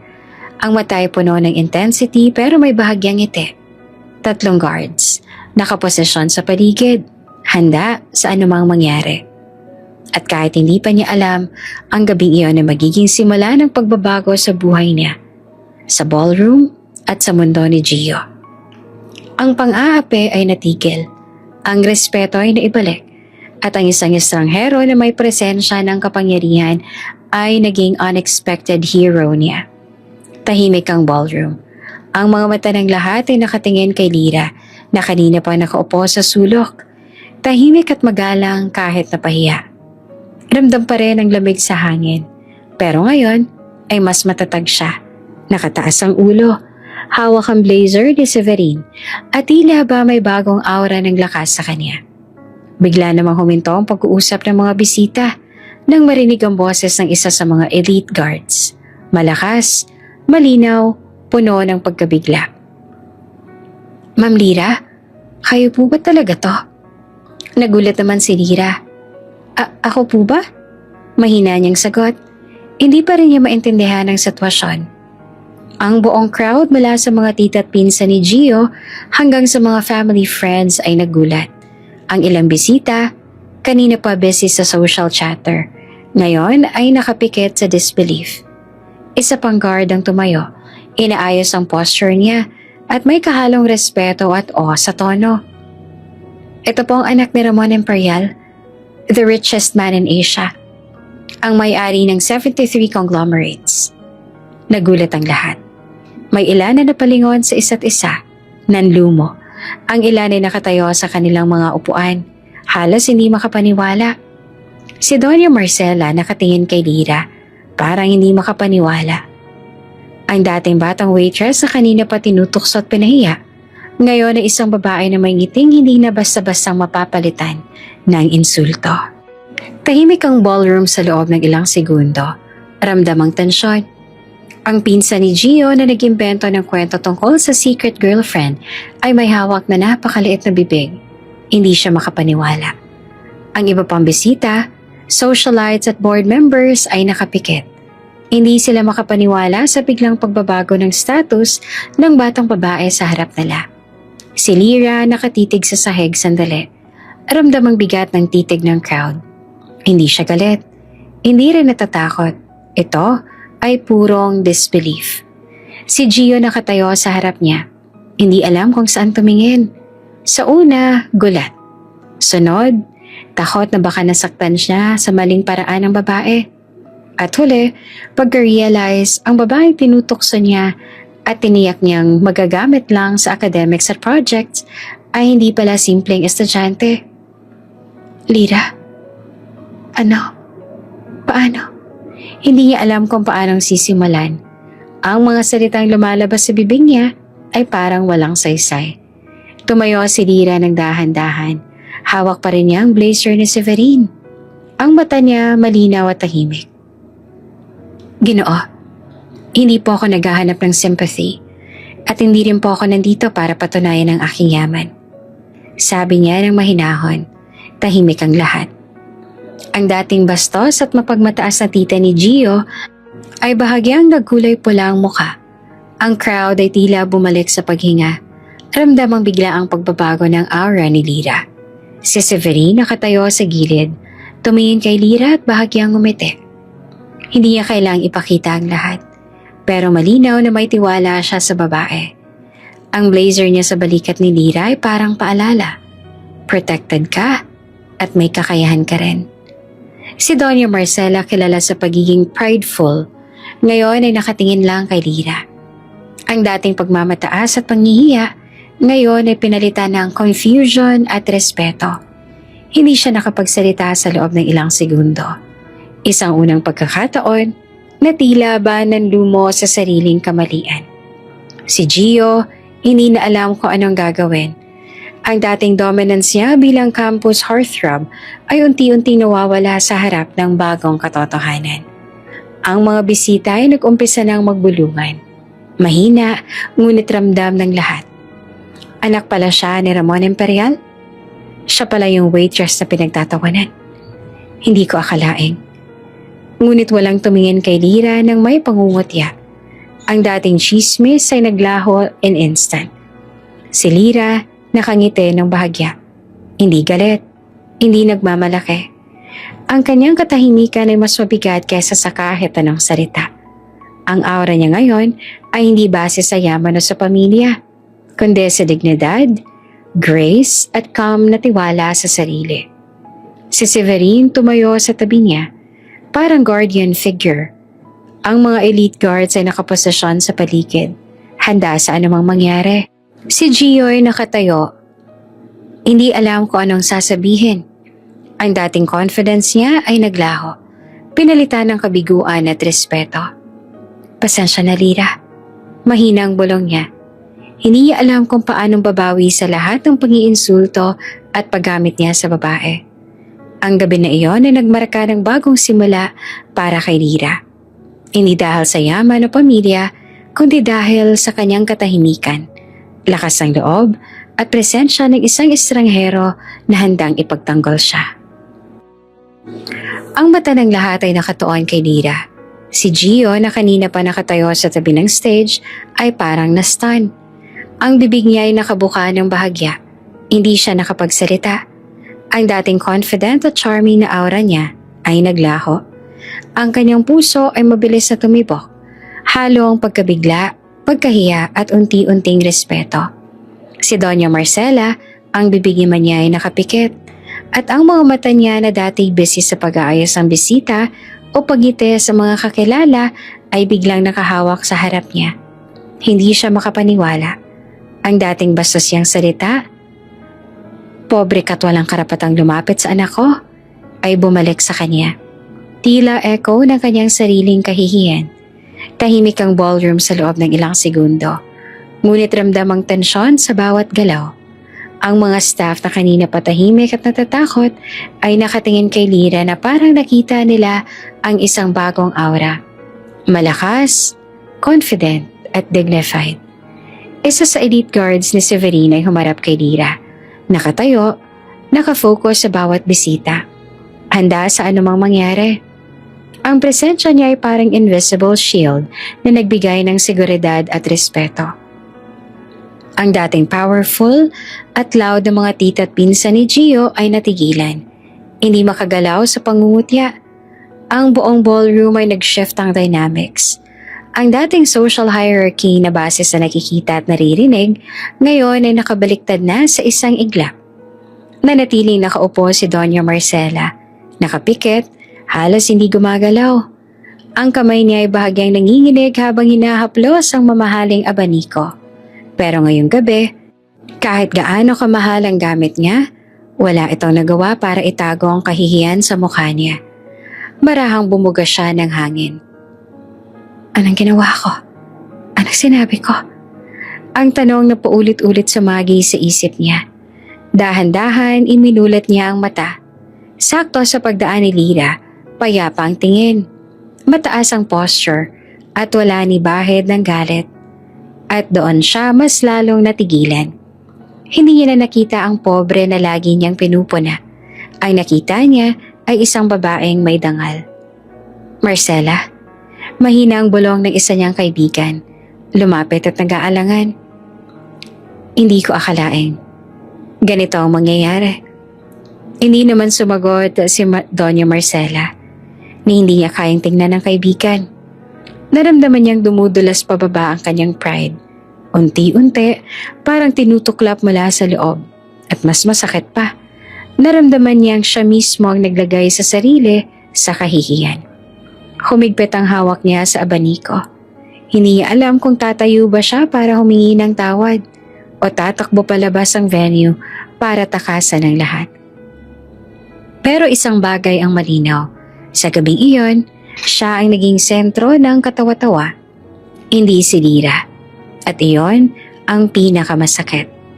At sa gabing iyon, tumigil ang mundo ng mga bisita sa ballroom. Hindi dahil sa dama, kundi dahil sa biglang pagkilala at paggalang sa isang babae na may dignidad, tapang at bagong aura ng respeto. Tahimik ang gabi sa probinsya. Ang klase ng katahimikang hindi niya naranasan kailanman sa Imperial Mansion. Walang headlights, walang guard radios, walang CCTV na nakatutok sa bawat galaw niya. Si Lyra naka-hoodie, nakasabit ang backpack sa balikat. Huminto sa harap ng isang lumang boarding house. Huminga siya ng malalim. Eto na talaga. Bakit siya umalis? Kanina lang kasunod pa niya ang convoy ng security. Pero nang pumasok ang kotse sa makitid na daan, palabas ang syudad, sinabi niya sa ama. Dad, please. Gusto ko munang mawala. Hindi bilang heiress. Gusto ko lang huminga. Tahimik naman si Ramon Imperial, ang pinakamayamang tao sa Asia, at tanging sagot lang ay isang mabigat na tango. Alam niyang may sugat ang anak na hindi niya kayang gamutin ng pera. Pagbaba ni Lyra, hindi na siya lumingon. Hindi dahil galit siya, kundi dahil natatakot siyang magbago ang isip niya kapag nakita ang ama na nakatingin sa kanya.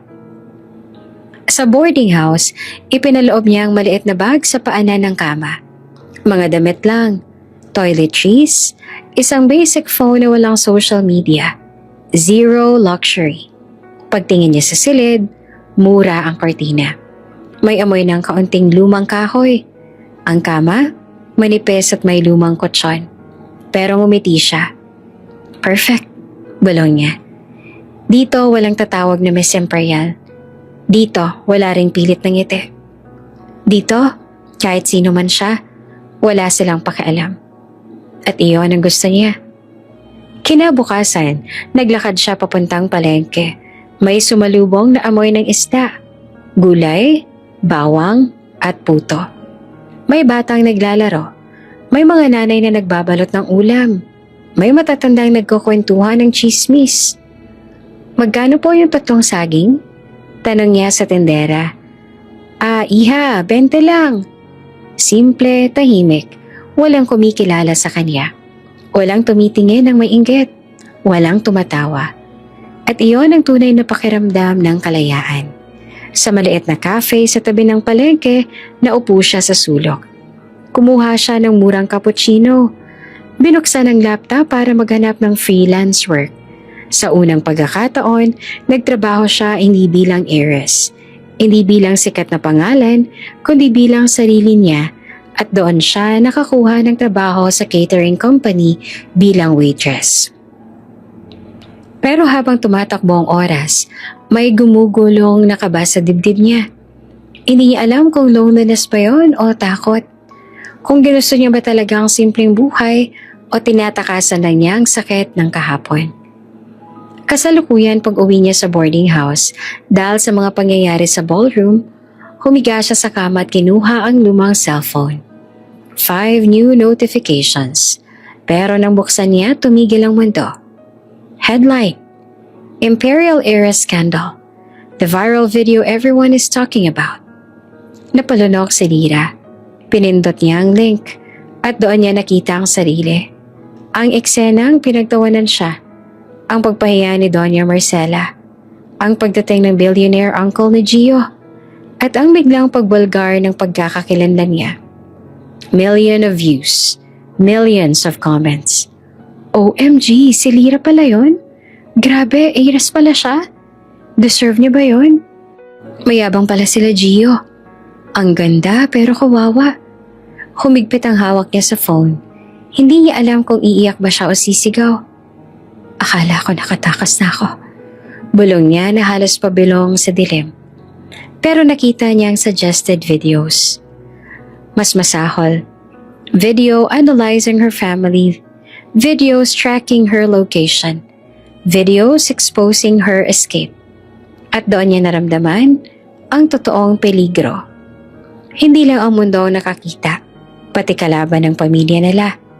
Sa kabilang panig ng bansa, may isang boardroom. Mga lalaking nakaitim, nanonood ng parehong viral video. Ang anak ng Imperial, nag-iisa sa probinsya. Nakarehistro ang boarding house sa pangalan niya. Perfect leverage. At isang kamay marahang tumapik sa mesa. Bring her to me. Si Lyra nakaupo sa sahig, yakap ang tuhod. Ang simpleng mundong pinili niya, biglang nagbago ng kulay. Hindi ito ligtas. Hindi ito malayo sa panganib. At sa salamin ng maliit na kwarto, nakita niya ang sarili. Pagod, pero matatag. Si Lyra ako ngayon. Pero hindi ako mahina. Sabi niya. Tinapik niya ang mukha. Huminga ng malalim. At sa gabing iyon, habang nakatanaw sa bituin, na-realize niya na hindi lang simpleng buhay ang haharapin niya, kundi ang banta ng isang mundo na hindi niya kayang takbuhan, kahit gustuhin pa niya. Tahimik ang maliit na kalsada sa probinsya habang naglalakad si Lyra. Bag sa balikat, libro sa kamay. Nakatingin siya sa maliit na tindahan at palengke. Ang mundo ng lungsod ay malayo na. Ang magarbong ballroom, ang socialite crowd, at ang eskandalong nag-viral ay tila panaginip lang. Ngunit sa dilim ng gabi, may isang mata ang sumunod sa kanya. Mata na sanay sa kapangyarihan. Obserbador sa bawat galaw. Si Severine, ang tanging taong alam kung gaano kadelikado ang mundo ng Imperial family. Tahimik na nagtatago sa likod ng shadow. Hawak ang cellphone at sinusuri ang surroundings. Dumating si Severine sa harap ng boarding house ni Lyra. Hindi siya nagpakilala. Nakatingin siya sa paligid. Tinitiyak na walang sino man ang nakatingin sa kanya. Alam niya, maraming gustong sumira sa pamilya Imperial at si Lyra ang pinakamadaling target. Alam niya rin, hindi tatanggap ng mga bodyguards ang dalaga, kaya ang tanging paraan ay sundan siya ng palihim. Tumayo siya sa gilid ng pinto. Ang matay nakatutok sa bawat galaw ni Lyra. Napansin niya ang katahimikan sa mukha nito.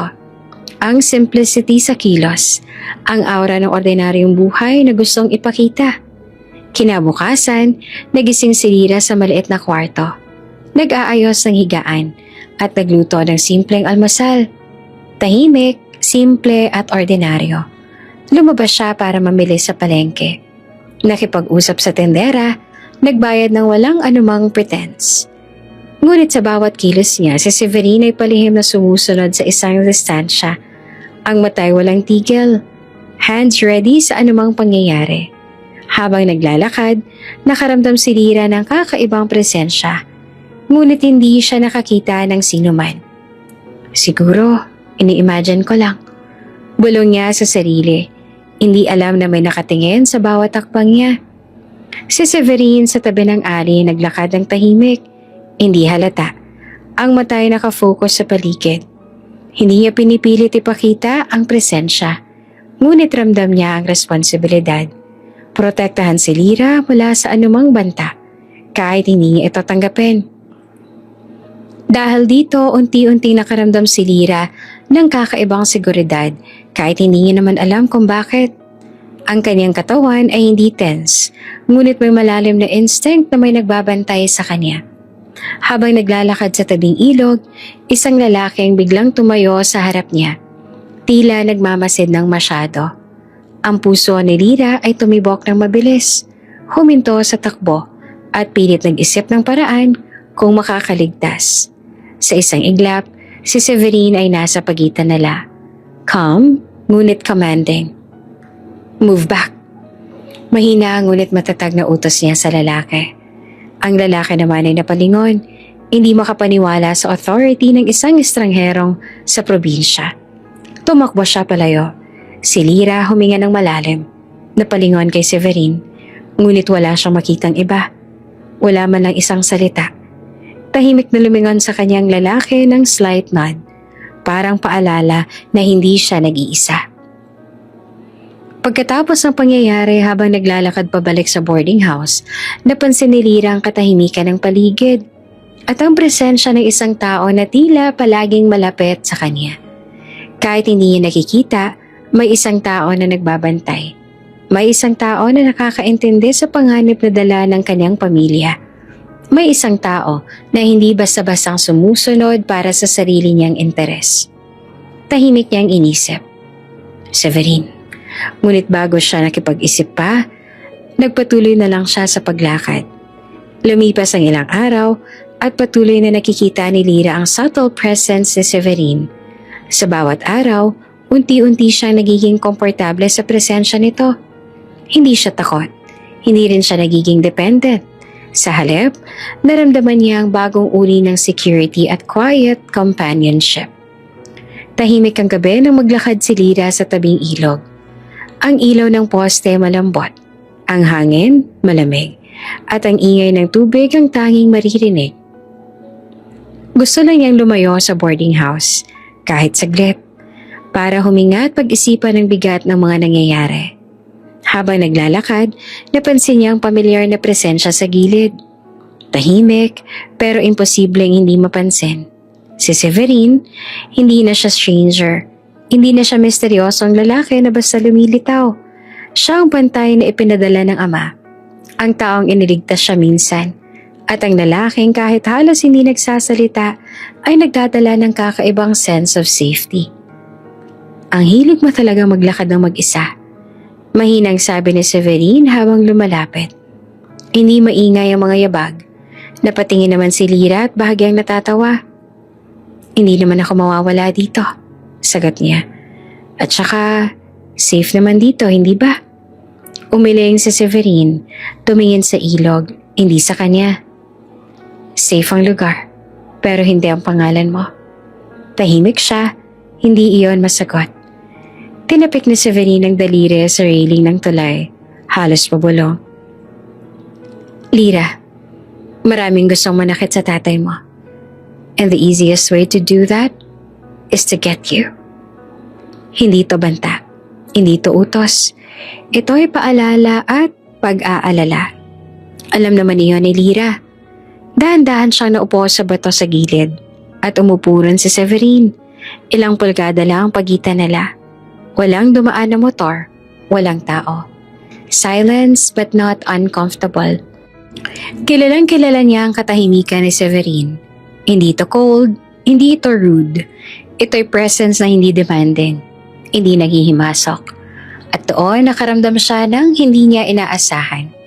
Hindi pagka-attract, hindi kilig, pero connection. Habang nakatingin sila sa malamlam na agos ng ilog, may tahimik na unawaan na nagsimulang mabuo. Sa mata ni Lyra, nakita niya ang isang taong pagod rin. Isang taong nagsasakripisyo ng hindi napapansin. Isang taong hindi lang protektor, kundi tao rin na may sariling sugat. At sa simplicity ni Lyra, walang make-up, nakaponete lang, suot ang lumang jacket na binili niya sa palengke. Nakita ni Severine ang isang bagay na hindi niya madalas makita sa mundo niya. Walang maskara, walang agenda, walang pakitang tao. Para kay Severine na araw-araw ay nakikipag-poker face sa mga politiko at negosyante, nakaka-disoriente yon. In a good way. Hindi ka malang nagalit? Sabi niya bigla. Halos binubulong lang sa hangin. Ha? Saan? Tanong ni Lyra. Nasinundan kita dito. Sagot ni Severine. Diretso pero hindi nakaturo ang tingin. Ngumiti naman si Lyra ng mahina. Kung ibang tao yon, oo. Pero ikaw, alam ko namang hindi mo gagawin yon kung hindi kailangan. Tumigil si Severine. Parang may kailangan siyang lunukin bago sumagot. Hindi lang dahil kailangan. Nalaglag ang tingin ni Lyra sa lupa. Hindi niya alam kung anong ibig sabihin noon at hindi pa niya kayang alamin. Naglakad silang dalawa pa uwi, hindi na nagsasalita. Pero hindi iyon awkward, hindi rin pilit. Sa bawat takbang, may unti-unting understanding na nabubuo. Pagdating sa harap ng boarding house, huminto si Severine. Dito lang ako hanggang matapos ang shift ng watch team. Mahinang sabi niya. Hindi mo naman kailangan. Ngumiti ulit si Lyra. Good night, Severin. Hindi siya ngumiti pabalik. Pero ang mga mata niya, malambot na ngayon, ang nagsabi ng sagot. Sa maliit na kwarto, humiga si Lyra. Nakatitig sa kisame. Inisip ang nangyari. Siguro, bulong niya. May mga taong gumagalaw na may malasakit, kahit hindi nila sabihin. Sa labas nakatayo si Severin sa ilalim ng ilaw ng poste. Tahimik, malayo ang tingin. Pero alert at ready. Hindi bilang bodyguard, hindi bilang utos ng ama niya, kundi bilang siya, isang tao na handang bantayan ang katahimikan ni Lyra. Hindi bilang imperial heiress, kundi bilang Lyra, ang babaeng hindi niya inaasahang papasok sa mundo niya ng ganito, kabigat. Pero ganito rin katahimik. Maingay ang palengke sa maliit na bayan. Ang mga tendera ay abala sa pagbebenta. Ang amoy ng prutas at isda ay halo-halo at ang mga bata ay tumatakbo sa pagitan ng mga stall. Tahimik si Lyra, kilala na bilang Mara, habang naglalakad kasama si Severin sa tabi. Pareho nagbabantay sa paligid. Para sa kanya, ordinaryong araw lang ito. Simpleng pamimili, tahimik na buhay malayo sa ingay ng lungsod at iskandalong nag-viral. Ngunit hindi niya alam, may panganib na palihim na sumunod sa bawat galaw niya. Biglang may dalawang lalaki hindi kilala na sumugod mula sa gilid ng palengke. Isa sa kanila ang mabilis na humabol sa kanya. Hinilang kamay ni Lyra ng marahas. Hoy! Bitawan mo siya! Sigaw ni Severin. Mabilis na lumapit sa kanila. Isa sa lalaki ay tila handa nang itulak si Lyra papunta sa dilaw na van na nakaparada sa kanto. Ang puso ni Lyra ay tumibok ng mabilis. Ang dating tahimik at ordinaryong araw ay biglang napuno ng tensyon at takot. Sa isang iglap, si Severin ay lumapit. Kamay niya ay mabilis at precise. Hinila niya ang isa sa lalaki sa gilid. Pinabagsak sa sahig. Ang isa nakatingin sa kanya ng gulat. Hindi makapaniwala sa bilis at lakas ng estranghero. Hindi mo man gusto. Yaman mo. Pero gusto ka nilang gamitin para i-blackmail ang ama mo. Mahina ngunit matatag ang boses ni Severin sa tabi niya. Si Lyra nanginginig, hindi makapagsalita. Ramdam niya ang takot. Ngunit ramdam din ang proteksyon sa tabi niya. Matapos matabunan ng mga lalaki, huminga si Severin ng malalim. At itinuro ang van na papalayo. Hindi ba sa competitors ang kalaban ng tatay mo? Organized syndicates ito. Gustong i-take over ang empire ng imperial family at ginagamit kanilang leverage. Napatingin si Lyra sa van na unti-unting lumalayo. Ang takot sa mukha niya ay halong disbelief. Hindi niya alam na ang simpleng buhay sa probinsya ay pwede na palang maging delikado sa ganitong paraan. Lumakad sila sa gilid ng palengke, malayo sa ingay at naupo sa isang bench. Ang mga kamay ni Lyra ay nanginginig. Ang katawan niya ay tense. Ang utak niya ay umiikot sa mga posibilidad ng panganib. Severin, gaano ba ito kakomplikado? Mahina niyang tanong. Lyra, hindi mo pwedeng baliwalain. Kahit ayaw mo ng yaman mo, target ka nala. Sagot ni Severin. Ang mata ay nakatingin sa paligid, alert sa bawat galaw ng tao. Si Lyra nakatingin sa kanyang kamay ay napaisip. Hindi lang pala ang public humiliation ng problema. Hindi lang pala ang pamilya nakakaapekto sa kanya. May mga taong handang gamitin ang pangalan at lahi niya para sa kanilang sariling agenda. Tumigil siya sandali, napaluhod sa bench. Ramdam niya ang bigat ng responsibilidad kahit ayaw niya ito. Ang katotohanan ay sumagi. Hindi siya basta ordinaryong tao. At kahit gusto niyang mamuhay ng simple, hindi siya pwedeng ihiwalay sa mundo ng kapangyarihan at panganib ng pamilya niya. Si Severin tahimik ngunit commanding. May lumapit at umupo sa tabi niya. Hindi niya hinawakan ang kamay ni Lyra, ngunit ramdam ang presensya niya, ang proteksyon. Hindi ko kailangang ipilit ang pagiging magkaintindihan natin. Pero kailangan mong maintindihan. Lahat ng galaw mo, lahat ng hakbang mo, may mga taong nagmamasid. Si Lyra nakatingin sa mata niya, nakaramdam ng kakaibang seguridad. Kahit takot, may tiwala siya sa katahimikan ng estranghero sa tabi niya. Matapos ang insidente, naglakad sila pabalik sa boarding house. Tahimik si Lyra, sinusuri ang paligid sa bawat sulok. Anong gagawin natin ngayon? Tanong niya na halatang kinakabahan. Babantayin kita ng palihim. Hindi mo kailangan ng bodyguards na halata. Ako mismo ang susunod sa iyo. Ngunit walang makakaalam. Sagot ni Severine. Ang simpleng plano ay mamuhay ng tahimik. Unti-unting bumabalik sa realism ng peligro. Ang boarding house, ang maliit na kalsada, at ang palengke ay hindi naligtas kung walang tahimik na estranghero. Habang naglalakad sila sa gabi, nakaramdam si Lyra ng kakaibang koneksyon kay Severine. Hindi siya minamaliit, hindi siya ginagamit. Tinitingnan siya bilang tao, hindi bilang target o asset. Sa bawat takbang, ang takot ay unti-unting napapalitan ng pagkakaintindihan. May taong nakakaintindi sa kanyang sitwasyon. May taong handang protektahan siya, kahit siya mismo ay ayaw na kilalanin ng yaman.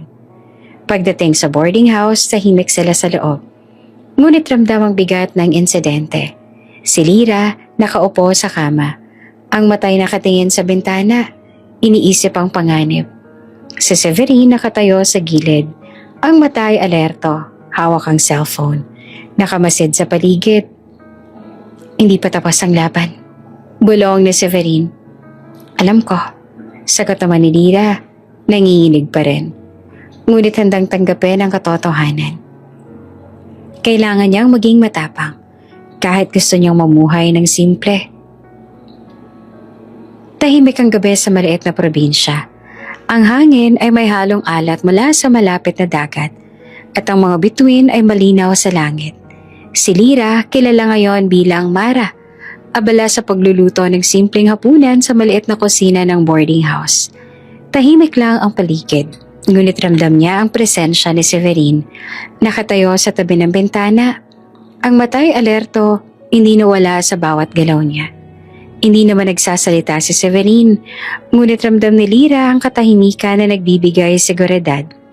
Habang siya ay nagigiya sa kawali at niluluto ang simpleng adobo, nakatingin si Severine sa labas. Obserbador sa bawat tao na naglalakad sa maliit na kalsada. Ang tunog ng sandok ng simmering sa kawali at ng malambot na hangin ay nagbigay ng kakaibang katahimikan. Bigla napangiti si Lyra. Hindi niya alam kung bakit pero ang presensya ni Severine ay parang comfort zone na hindi niya gustong iwan. Kinabukasan naglakad sila sa tabing dagat. Ang buhangin ay malamig sa paa. Ang alon ay tahimik at ang buwan ay malinaw sa langit. Nag-uusap sila ng tahimik. Halos bulong lang. Hindi kailangan ng maraming salita. Ang katahimikan, ang simpleng kilos ay sapat na para maramdaman ang pagkakaintindihan. Ang simple ng buhay dito, diba? Tanong ni Lyra. Nakatingin sa salon. Oo, sagot naman ni Severine. Ang matay nakatingin sa kanya. At mas ligtas ka rito. Kahit hindi mo alam. Habang naglalakad sa dalampasigan, natatawa sila sa maliit na bagay. Paano nasusunog ang tinapay sa kawali? Paano na si Lyra ay natutong magbasa ng mapa sa maliit na bayan? At kung paano si Severine, nasanay sa corporate world ay naiintriga sa ordinaryong buhay na ito. Sa gitna ng tawanan, may mga sandaling humihinto ang mundo para sa kanila. Tahimik, simpleng moments na nagiging mahalaga. Ramdam ni Lyra ang comfort. At kahit papaano, unti-unting lumalalim ang kanyang feelings kay Severine. Sa pag-uwi sa harap ng boarding house, tumigil ang hangin sa paligid. Tila nag-aantay sa kanilang kilos. Ang tingin ni Severine sa mata ni Lyra ay mas malambot kaysa dati. May halong concern at curiosity. Lyra, mahinang bulong niya at halatang may gustong sabihin. Si Lyra naman ay napatingin. Ang puso ay tumitibok ng mabilis. Hindi niya maipaliwanag ang damdamin. Ngunit bago pa man makausad ang moment, may napansin silang galaw sa gilid ng kalsada. Isang shadow na mabilis na nawala sa likod ng poste. Mabilis na nag-alerto si Severine, ang matay nakatutok sa paligid. Ramdam ni Lyra ang bigat ng tensyon. Ang dating katahimikan ay napalitan ng alertness. May nag-leak ng location mo. Mahinang boses ni Severine, hawak ang cellphone at nakaposisyon sa harap ng dalaga. Paano nila nalaman? Tanog ni Lyra na nanginginig. Hindi ko alam, pero malapit na sila, kaya kailangan nating maging mabilis at maingat. Sagot niya. Habang naglalakad sila pabalik sa kwarto, ramdam ni Lyra ang kaba sa bawat hakbang. Hindi niya alam kung anong gagawin kung may kumilos ang kalaban. Hindi niya alam kung paanong poprotektahan ng sarili sa mundo na dati niyang pinaniniwalaang simple at tahimik. Ngunit sa tabi niya si Severine ay tahimik na nagbabantay.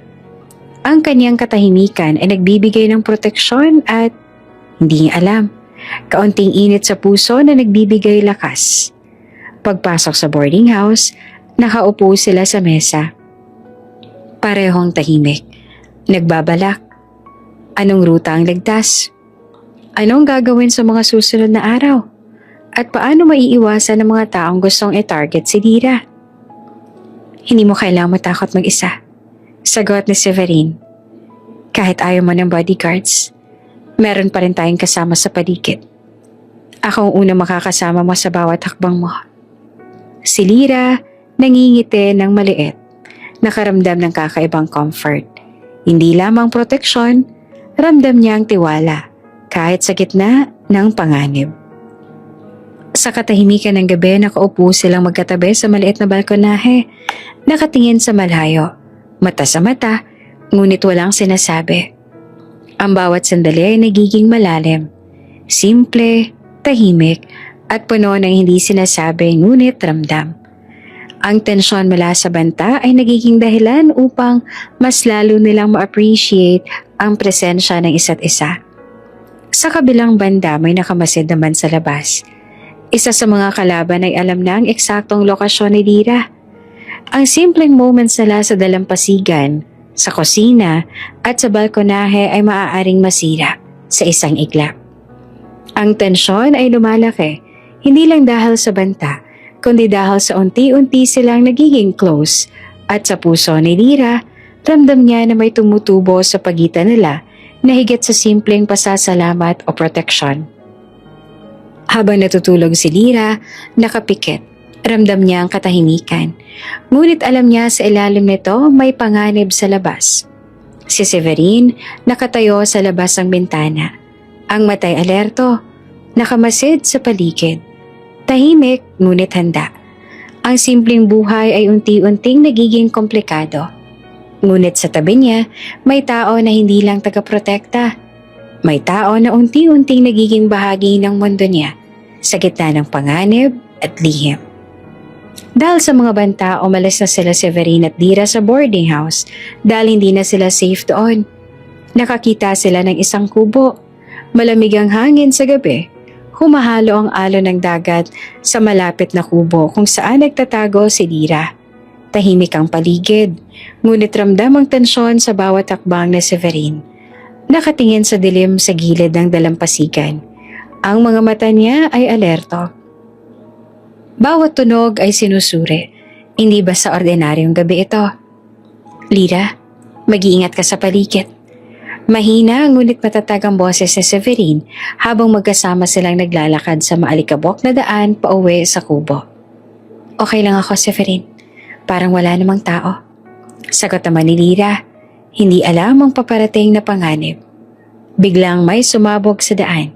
Isang granada na nagpasabog ng alikabok at debris sa paligid. Ang tunog ng putok ay umalingaw-ngaw sa maliit na kalsada. Ang lupa ay nanginginig sa ilalim ng kanilang mga paa. Ang hangin ay puno ng abo at usok. Sa reflex na mabilis kaysa oras, tinulak na Severine si Lyra papunta sa gilid. Protektado siya sa debris. Ngunit siya mismo ay nasapul ng maliit na peraso ng kahoy at bato. At isang bala mula sa umambang na gunman ay tumama sa balikat niya. Duguan si Severin, nakaupo sa lupa. Hawak ang balikat na tinamaan. Nakatingin siya kay Lira. Ang mukha niya ay puno ng pain at determination. Kung may mangyari sa akin, sabihin mo sa daddy mo. Hindi ko hinayaang kunin ka nila. Mahina niyang bulong. Halatang nakikipaglaban sa sakit. Si Lira na paiyak, mabilis na lumapit sa kanya. Severin, wag. Hindi ko papayagan na may mangyari sa'yo. Sigaw niya na nanginginig sa galit at takot. Hindi na nakapagsalita si Lira. Ramdam niya ang bigat ng sitwasyon. Ang kanyang protektor ay duguan at halos hindi makagalaw. Ang kalaban ay nasa paligid. May hawak na baril. Handang umatake. Ang takot at pangamba ay halos pumuno sa isip niya. Kinaladkad niya si Severin papunta sa likod ng kubo. Gamit ang lahat ng lakas niya. Huminga siya ng malalim. Nanginginig. Ngunit determinado na protektahan ng tao na nagligtas sa kanya sa unang araw pa lamang. Habang nagtatago sila sa lilim ng kubo, naririnig ang putok mula sa kalye. Ang mga kalaban ay patuloy sa pag-aambush. Ang maliit na kubo ay tila nagiging battlefield.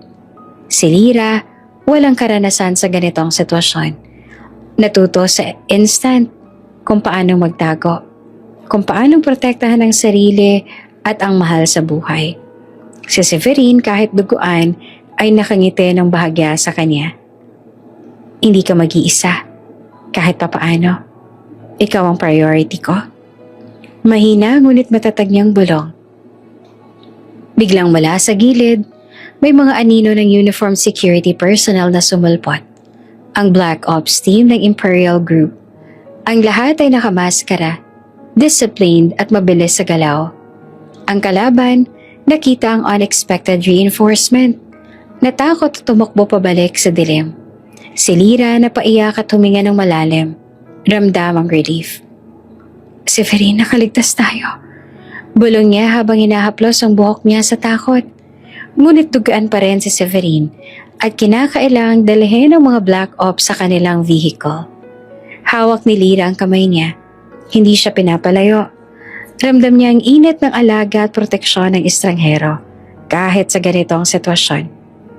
Lira, tandaan mo, hindi mo kailangang mag-isa. Ang lahat ng ginagawa ko ay para sa'yo.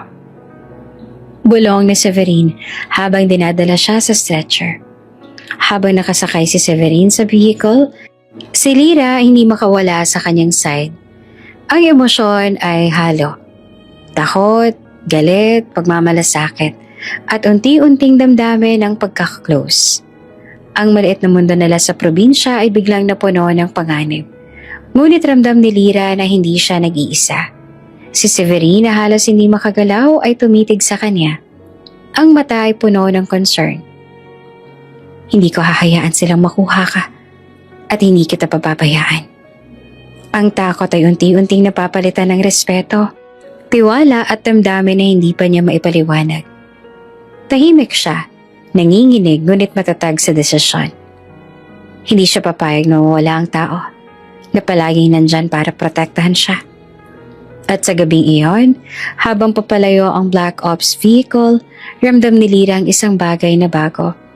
Hindi lang simpleng pasasalamat kundi damdamin ng koneksyon na ang pagkakaalala at unti-unting paglapit ng puso sa gitna ng panganib. Tahimik ang private hospital sa hating gabi. Ang lamig ng aircon ay tila contrast sa init ng damdamin na pumapalibot sa maliit na kwarto. Dinala si Severin matapos ang ambush. Tuguan, sugatan at halos mawala ng malay. Nakaupo si Lira sa tabi ng kama, hawak ang kamay niya. Hindi siya makapaniwala sa nangyari.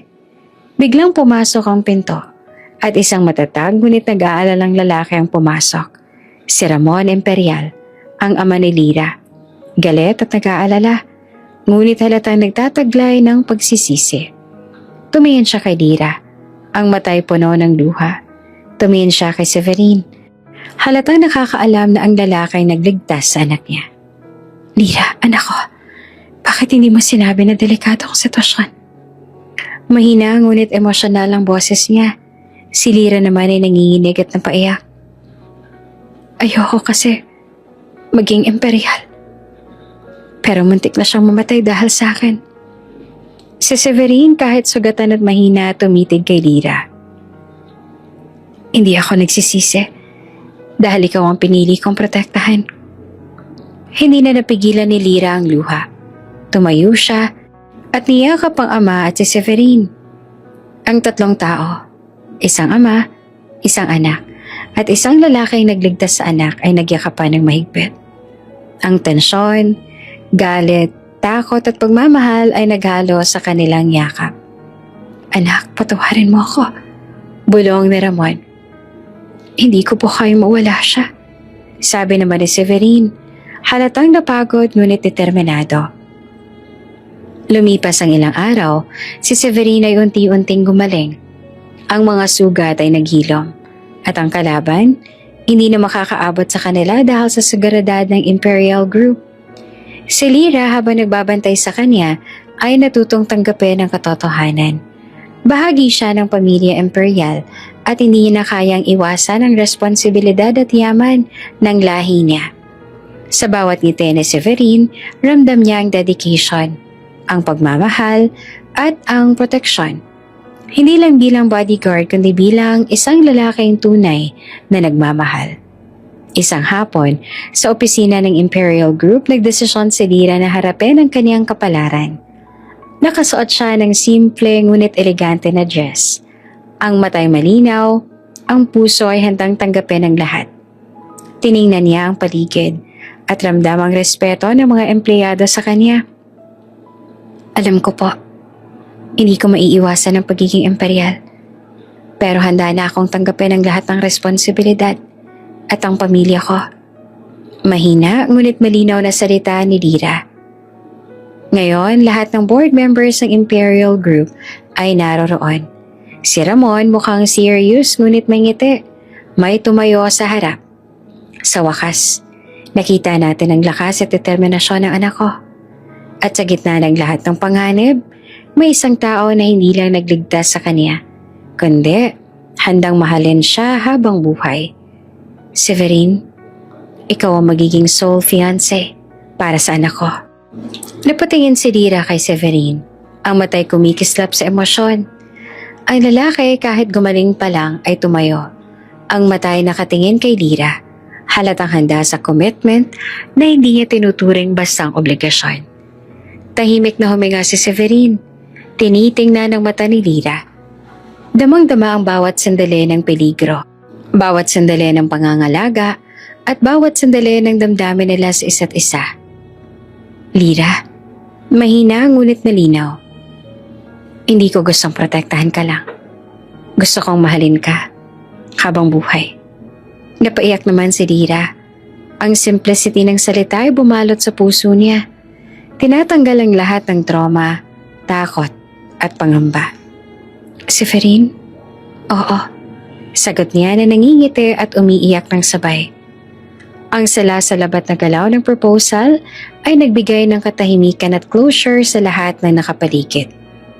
Ang board members ay nagpalakpakan. Halatang masaya sa wakas ang tensyon at panganib. Habang naglalakad sila palabas ng opisina, magkahawak kamay, ramdam ni Lyra ang tibay ng suporta ni Severine. Ang dating takot ay napalitan ng kumpiyansa. Ang dating tensyon ay napalitan ng seguridad.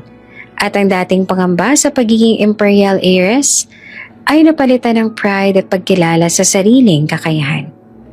Sa bawat ngiti ni Severine, ramdam ni Lyra ang assurance na hindi lang siya basta protektado, kundi mahal na mahal ng lalaking pinili siyang maging bahagi ng buhay niya. At handang makipagsapalaran sa bawat hamon ng mundo nila. Si Ramon ngayon ay nakangiti, hawak ang kamay ng anak. Ang galit, takot at pagsisisi ay napalitan ng pagkakaisa at pagmamahalan. Ang relasyon nila ay naging matibay dahil sa katotohanan sa harap ng panganib na natili silang magkasama. Anak, salamat sa pagiging matapang at salamat din kay Severine sa pagprotekta at pagmamahal sa iyo. Bulong ni Ramon. Sa loob ng mansyon, habang ang araw ay sumisilip sa malalaking bintana, Si Lyra at Severine ay magkasama sa terrace, nakatingin sa lungsod. Ang mundo ay puno ng panganib at banta. Ngunit ramdam nila na sa isa't isa may seguridad, may pagmamahal at may tiwala. Ang dating ordinaryong moment sa probinsya at ang dating simple companionship ay nag-evolve na sa mas malalim, mas matibay na relasyon. Lahat ng miyembro ng Imperial Group kasama si Ramon ay nagtipon sa conference room. Si Severine hawak ang kamay ni Lyra ay ngumiti sa lahat. Si Lyra nakatingin naman kay Severine, kumikislap sa tuwa at pagmamahal. Hindi ko gustong protektahan lang siya. Ulit pa ni Severine sa gitna ng palakpakan ng board. Gusto kong mahalin siya habang buhay. At sa unang pagkakataon, mula na magsimula ang lahat ng iskandalo, takot at panganib, nakangiti si Lyra. Ramdam ang tunay na pagmamahal, proteksyon at pagkakaisa. Isang bagong simula para sa isang heiress, sa ama at sa lalaking nagbigay buhay at nagmahal sa kanya nang walang kondisyon. Bago ka pa lang sa channel neto, ibang kwento ni Ate Jane, istorya mo, ikwento ko. Huwag kalimutang pindutin ang notification bell at subscribe button.